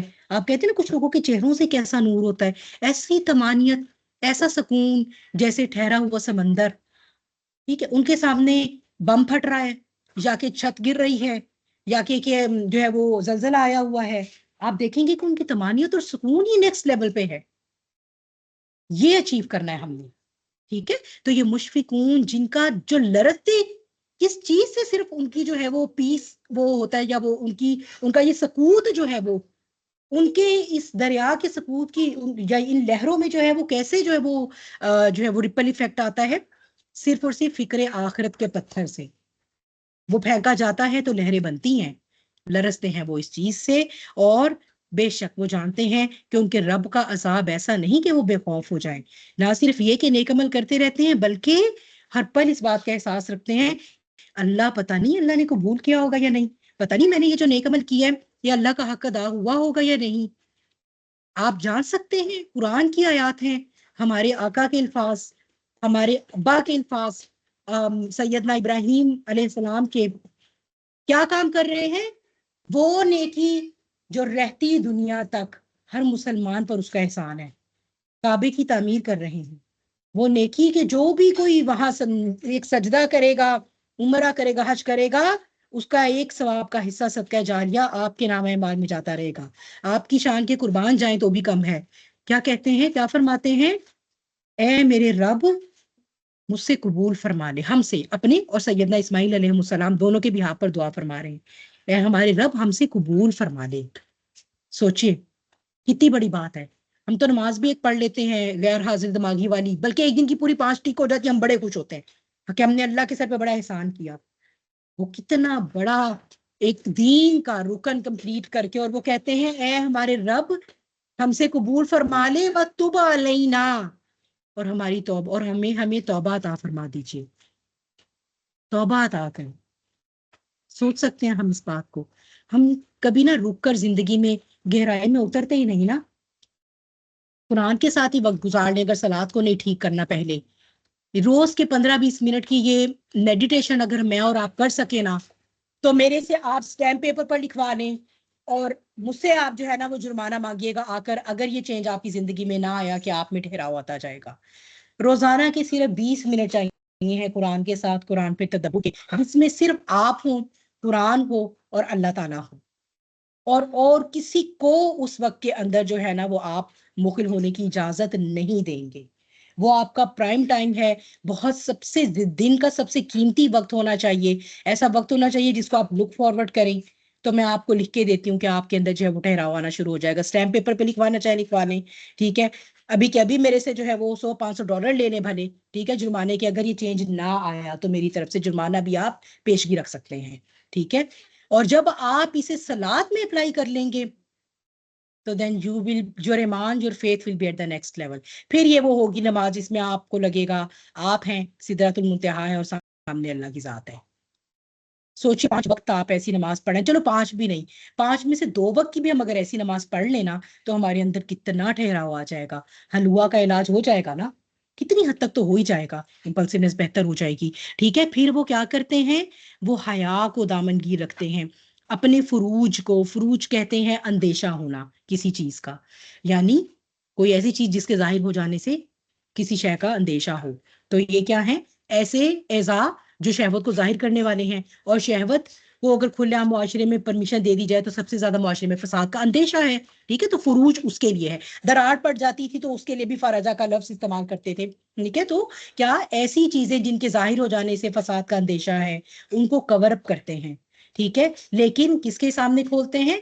अल्लाह ताला ने यहाँ रहबानियत को भी जो है वो कर दिया कैंसिल। कैसा नहीं कि बस ठीक है आप अपने शहवानी जज्बे की तस्कीन कर ही नहीं सकते, लेकिन हलाल तरीके से, सिर्फ आपकी बीवियां और जो आपकी लौंडियां हैं, ठीक है, उनके साथ आप इस चीज को जो है वो फुलफिल करें। अल्लाह ताला ने अलाउ किया है हया। सोचिए शहवत का जो जज्बा है ना, ये बहुत मुंहजोर घोड़ा है। ये कोई मर्द से आप पूछिए, कभी किसी मेन मुफस्सिर कुरान से किससे सुनिएगा, क्योंकि हम तो खवातीन है ना, हमें तो ये अल्लाह ने हमारी डिफॉल्ट सेटिंग में अल्लाह ने जो है ना वो शहवत को वो नहीं रखा हुआ हमारे लिए, ऐसी चैलेंज नहीं रखा हुआ, एज ए चैलेंज नहीं रखा हुआ, उनके लिए रखा हुआ है। मेरे और आपके लिए प्रोबेबली कुछ और है यार। हमें हमें क्या चीज होगी सबसे ज्यादा, जैसे पोजेशंस, चकाचौंध दुनिया की, ये चीजें इकट्ठी कर लेना एज अ औरत जो है, ठीक है। उनके लिए जो चैलेंज रखा है ना उनकी डिफॉल्ट सेटिंग में, वो शहवत का जज्बा है। ये एक बहुत मुंहजोर घोड़ा है एक मर्द के लिए, किसी भी शरीफ मर्द के लिए। आप उसके सामने सजी सबरी औरत को ले आइए, वो कोई भी अल्लाह का वली हो, उसके अल्लाह ने उसके लिए बनाया ही ऐसा है कि उसके ब्रेन में उसी वक्त इस तरह की केमिकल रिएक्शंस होंगे कि उसको अर्श होगी कि वो उसके साथ जो है वो क्लोजनेस इख्तियार करे। ये कोई वो नहीं है कि ये कोई खराबी नहीं है उनके लिए, ये उनकी डिफॉल्ट सेटिंग में रख दिया कि उनके लिए चैलेंज है। सोचिए कि आप जो इस चैलेंज को ओवरकम करेगा उसका इस सेल्फ कंट्रोल कितना स्ट्रांग होगा, कितना स्ट्रांग होगा। तो ये जो है ना हया, ये जो है वो एक और टूल है। फिर जो कोई इसके अलावा चाहे तो फिर वही हद से गुजरने वाला है। अल्लाह ताला कहते हैं मैंने हलाल के रास्ते दिए हुए हैं, आप अपने आप को टेम करें उन हलाल के रास्तों से। इसलिए कहा गया कि किसी को अगर किसी खूबसूरत औरत पर नजर पड़ जाती है और उसको जो है वो ख्वाहिश जागती है तो उसे क्या हल दिया गया है? फौरन घर जाओ और जाके अपनी बीवी के साथ मुबाशरत करो, ठीक है। वो चीज रिलीज हो जाएगी आपकी और आप जो है वो उससे क्योर हो जाएंगे, ठीक है। अच्छा, फिर वो लोग हैं जो अपनी इमानतें और अहद निभाने वाले हैं, ठीक है, ईमानतदार हैं, बदअहदी नहीं करते। और सबसे बड़ी इमानत कौन सी है हम पर? सबसे बड़ा अहद कौन सा है जो हमने लिया हुआ है? अहद अलस्त है। हाँ, अहद अलस्त लिया हुआ है। जब अल्लाह ताला ने कहा कि कहो क्या मैं तुम्हारा रब नहीं हूँ, क़ालू बला, हम सबने कहा क्यों नहीं, आप ही तो हमारे रब हैं। इस अहद की पासदारी नहीं करनी क्या हमने दुनिया के अंदर? इंसानों के साथ तो चलो खैर हम बहैसियत उम्मत मुस्लिमा इतनी कोई अच्छे हैं हम, ऑनेस्टी में, अहद और उसमें, कि हम हमारा एक सिंबल बन गया है कि मुसलमान के साथ मामला न करना। हमारी जो बदअहदी है, मैं उसके हालात की बात कर रही हूँ। लेकिन ये बदअहदी जो है वो क्यों आई है इंसानों के साथ? क्योंकि हमने अल्लाह के साथ सबसे पहले बदअहदी शुरू कर दी ना, कुरान से जो दूर हो गए हैं। अल्लाह से दूर मतलब कुरान से दूर, तो कुरान से दूर मतलब बदअहदी अल्लाह से भी और इंसानों से भी, ठीक है। तो इसका क्या मतलब है कि हमारे अंदर जो है वो हमारे नफ्स के अंदर एक ऐसा बिगाड़ आ गया है कि उसके उसकी वजह से हमें वो हिर्स और बुखल आ रहा है, ठीक है। अगर किसी की अमानत मेरे पास है, मेरी नीयत खराब हो गई तो क्या मतलब हुआ? मुझे हलवा हो गया, ठीक है, हलवा का अटैक हो गया मेरे अंदर। ये जो है वो मेरी बदनीयती जो है वो ये हो गई कि मैं जो ये चीज मैं रख लूं, ये मेरे पास आ जाए, और इसमें मैं कोई बहाना बना दूंगी, कोई चोर आया था ले गया, खो गई, मैंने तो बड़ी हिफाजत की थी, ठीक है। दिली दिल में मैं खुश हो रही हूँ कि वाह $2000 $5000 जो इससे मुझे रखवाए थे, अब इससे तो मैं अपने मजे करूंगी, ठीक है। तो ये जो है वो चीजें सारी की सारी बेसिकली जो प्रॉब्लम्स हैं हमारी पर्सनैलिटी के, ये रूट डाउन जो है वो किसमें करें? हलुआ के अंदर। और उसी को हम जो है वो देख रहे हैं। और फिर वो जो अपनी शहादतों पर कायम है, वही बात है जो गवाही हमने ली है, जो अहद हमने लिया है, ठीक है। क्या मेरे और मेरे किरदार के अंदर इतनी मजबूती है कि मेरे सामने कोई ऐसा एविडेंस हुआ और मैं उसमें जो हक था उसकी शहादत देने पर रजामंद हुई, चाहे उसकी शहादत देने पर मुझे कोई भी लॉस बर्दाश्त करना पड़ा? क्या मैंने हक का साथ दिया? या कि मैंने अपना फायदा देखा और मसलहतन जो है वो मैंने सोचा कि बस ठीक है, चुप रहो, जुबान बंद रखो, मुझे क्या जरूरत है, मैं क्यों फंसूं, मैं भी अपना फायदा देखूं, ठीक है। तो ये मौका परस्त हो जाना, मतलब परस्त हो जाना, बुखल का, हिर्स का आ जाना, ये जो खुदगर्जी का पहलू है ना हलुआ का, ये उसके कंपोनेंट्स को डील करता है,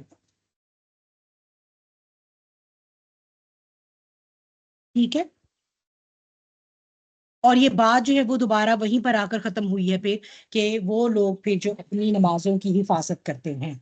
तो बात ये जो हमारा सर्कल था हलुआ की मैनेजमेंट का, ये जो है वो सलात से शुरू होकर और ये सलात पर ही आकर बात खत्म हो गई, जिससे हमें जो है वो ये पता चलता है कि जो सिंगल मोस्ट इंपॉर्टेंट करने का काम अगर हम इसमें से एक भी कर सकें, फॉर एग्जांपल अगर हम बेबी स्टेप से शुरू करते हैं आज से और एक चीज को भी इंप्रूव करना चाहते हैं तो उसमें सलात जो है वो नंबर 1 होगी। ठीक है, इसका क्या मतलब है कि जबकि हम बाकी सब चीजों की भी टेक केयर कर रहे हैं, बाकी सारे फैक्टर्स की भी, फिक्र आखिरत भी आ गई, हमने अपनी मनी अटैचमेंट को भी जो है वो किसी हद तक ओवरकम कर लिया, हया अल्हम्दुलिल्लाह मुझसे काम लेते हैं, ठीक है, अपने अपने अपने बस के मुताबिक जो वो ईमानतदारी कर रहे हैं, बदैदी नहीं कर रहे, शहादत पर भी कायम है। ये सब कुछ करते हुए हमें जो एक जिस चीज का हर वक्त ख्याल होगा वो ये है कि मैंने अपनी सलात की हिफाजत करनी है।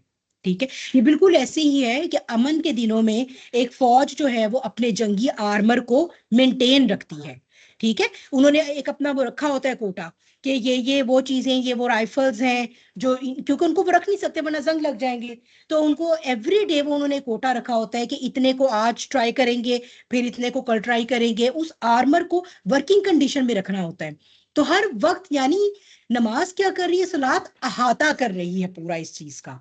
ठीक है, उससे बात शुरू हुई है, पूरा सर्कल उसी पे आकर कंप्लीट हुआ, ये उसको इनकम्पास कर रही है। ठीक है, ये उसको एनसर्कल कर रही है, उसका हाथा कर रही है।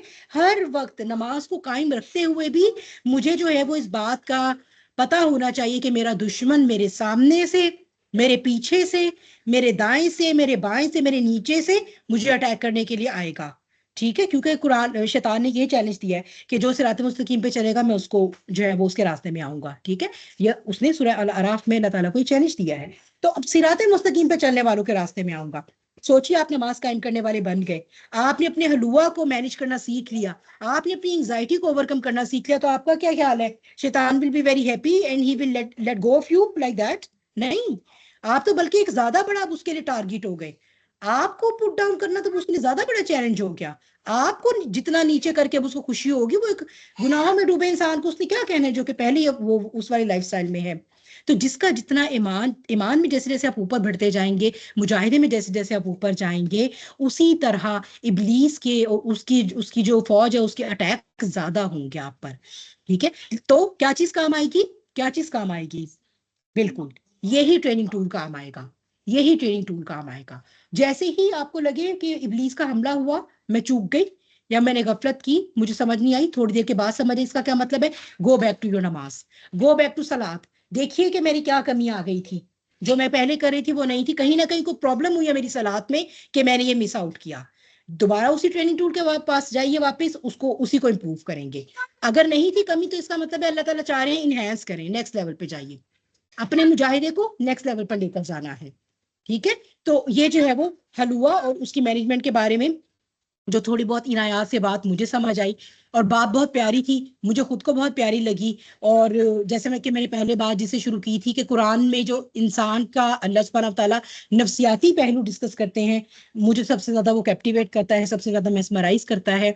और फिर ये कि कैसे आप ये देखिए कि यहाँ तो बाकायदा अल्लाह सुब्हानहू तआला ने हमें एक पूरी, जिसे कहते हैं ना कि एक पॉइंट्स बना के, डॉट पॉइंट्स, वरना कुरान का स्टाइल ऐसा नहीं है कि कोई एक टॉपिक होता है और उस पर पूरी बहस हुई फिर अगला टॉपिक शुरू हुआ। It's not like our text book, Quran खुतबों की शक्ल में है, एक बात हो रही थी दरम्यान में दूसरी है, तो फिर दोबारा अल्लाह ताला पहली वाली की तरफ ले जाते हैं।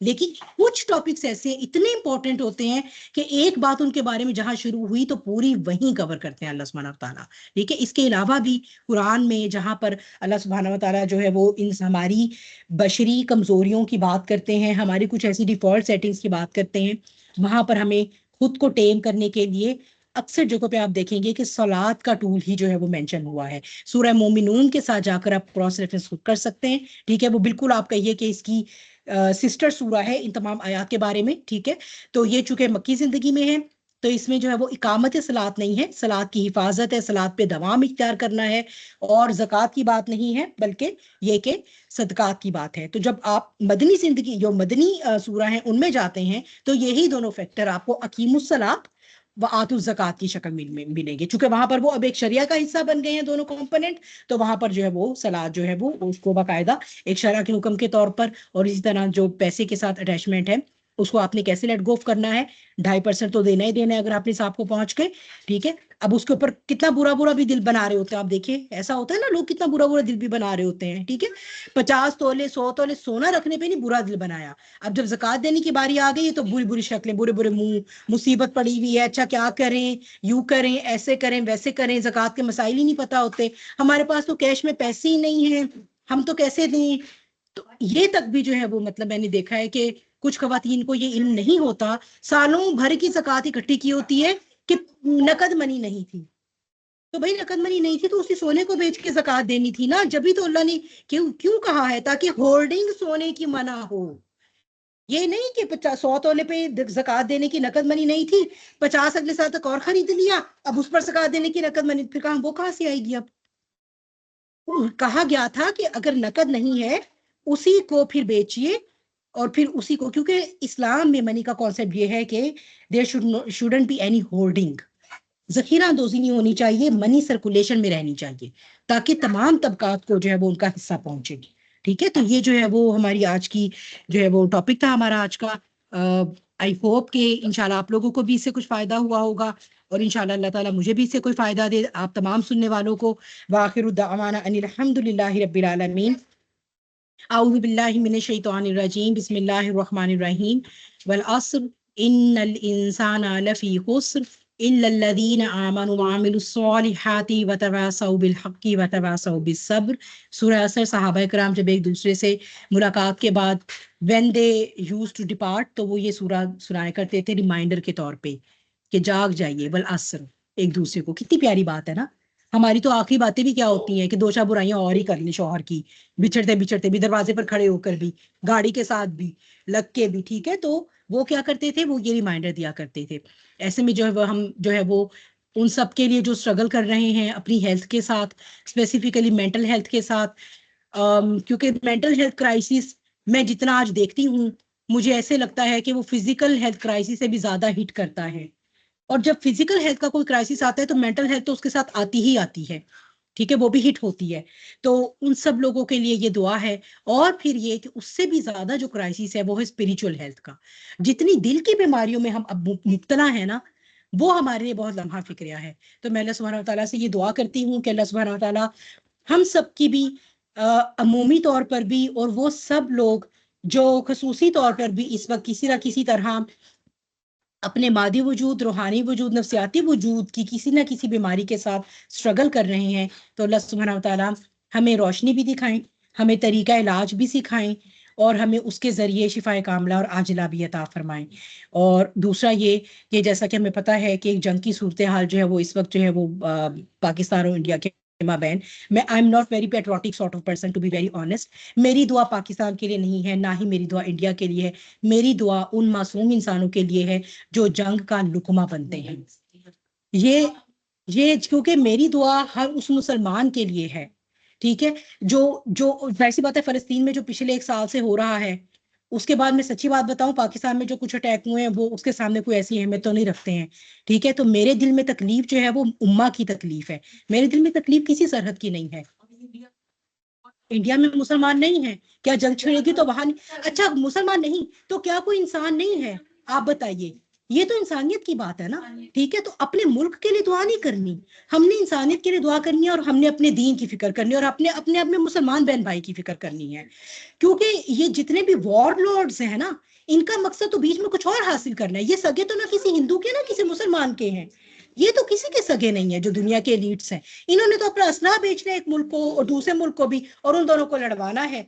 बीच में खून किसका जाएगा? एक आम गुनहगार इंसान का ना, वो चाहे सिख हो तो वो चाहे हिंदू हो, वो चाहे मुसलमान हो, और वो चाहे क्रिश्चियन हो तो वो चाहे ज्यू हो। तो हमारी सोच ये नहीं है, ना सोच ये सरहदों तक होनी चाहिए।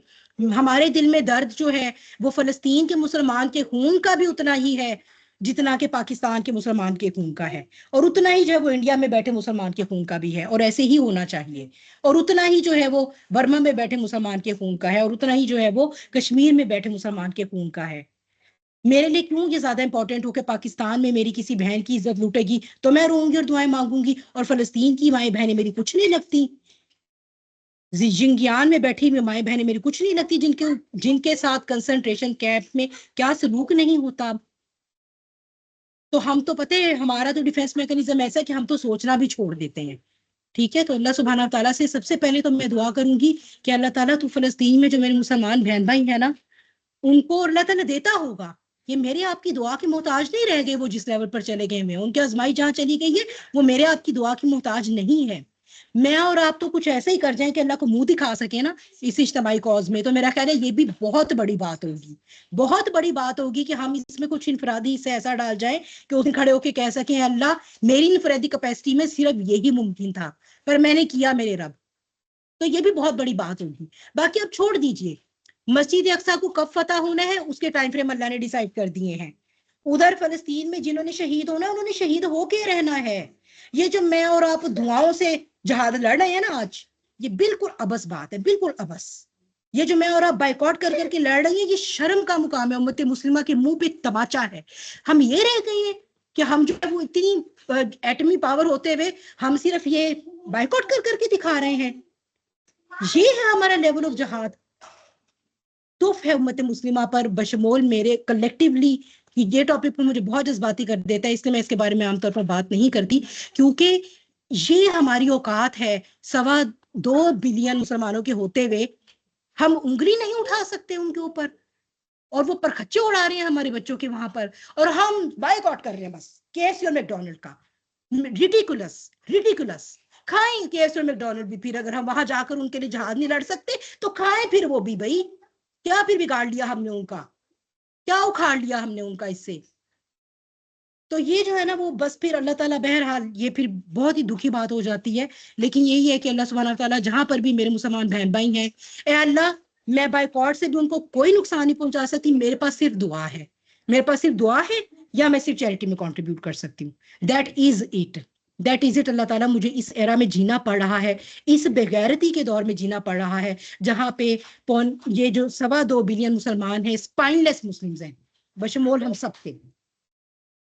हमें तो इतनी फिक्र भी नहीं है कि हम दीन ही के लिए कोई जहाद कर लें अपने घरों में और अपने नफूस में। हमने क्या फलस्तीन में जाके जहाद करने हैं? तो छोड़ दीजिए इन बातों को। अल्लाह ताला जहां पर भी जंगें लगी हैं उन लोगों को अपने हाथ से कंपनसेट करेगा। उनको जिस लेवल के आजमाइशें डाल रहे हैं ना वो अल्लाह उनको कंपनसेट कर रहा है। उनका दुख खाना छोड़ दीजिए, अपना दुख खाइए, अपनी बेहिसी पे मातम करें। ये जो लाश बेहिसी की हमारे सामने हर वक्त हम हाथों पे उठा के फिरते हैं, इसको नीचे रखिए, नोहा को ना हुए इसके ऊपर खून के आंसू बहाइए अगर बहा सकते हैं तो। और अगर कुछ कर सकते हैं ना, अपने घर के महाज से इब्लीस को शिकस्त देना शुरू कीजिए। This is what will make difference, that's it.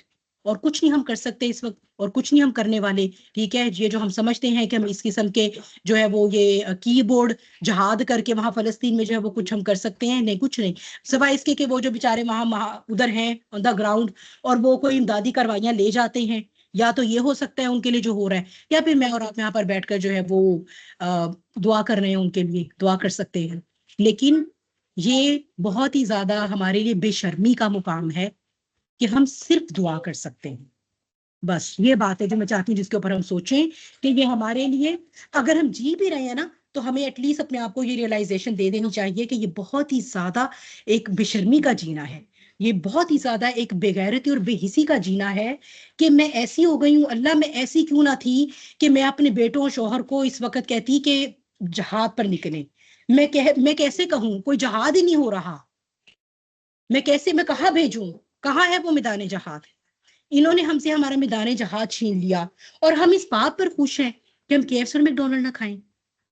मैं कहती हूँ कि ये खुशी का एहसास, तमानियत का एहसास होना भी हमारे ईमान के मुंह पर तमाचा है, एक तमाचा है। अल्लाह सुब्हाना व तआला जो है वो आफियत करें। और बहरहाल ये सब अपनी दुआ में अपनी तमाम उम्मत मुस्लिमा को जो है वो याद रखिएगा। जज़ाकुमुल्लाह खैर कसीरन कसीरा। अस्सलामु अलैकुम वरहमतुल्लाहि वबरकातुहू। वालेकुम अस्सलाम वरहमतुल्लाहि वबरकातुहू।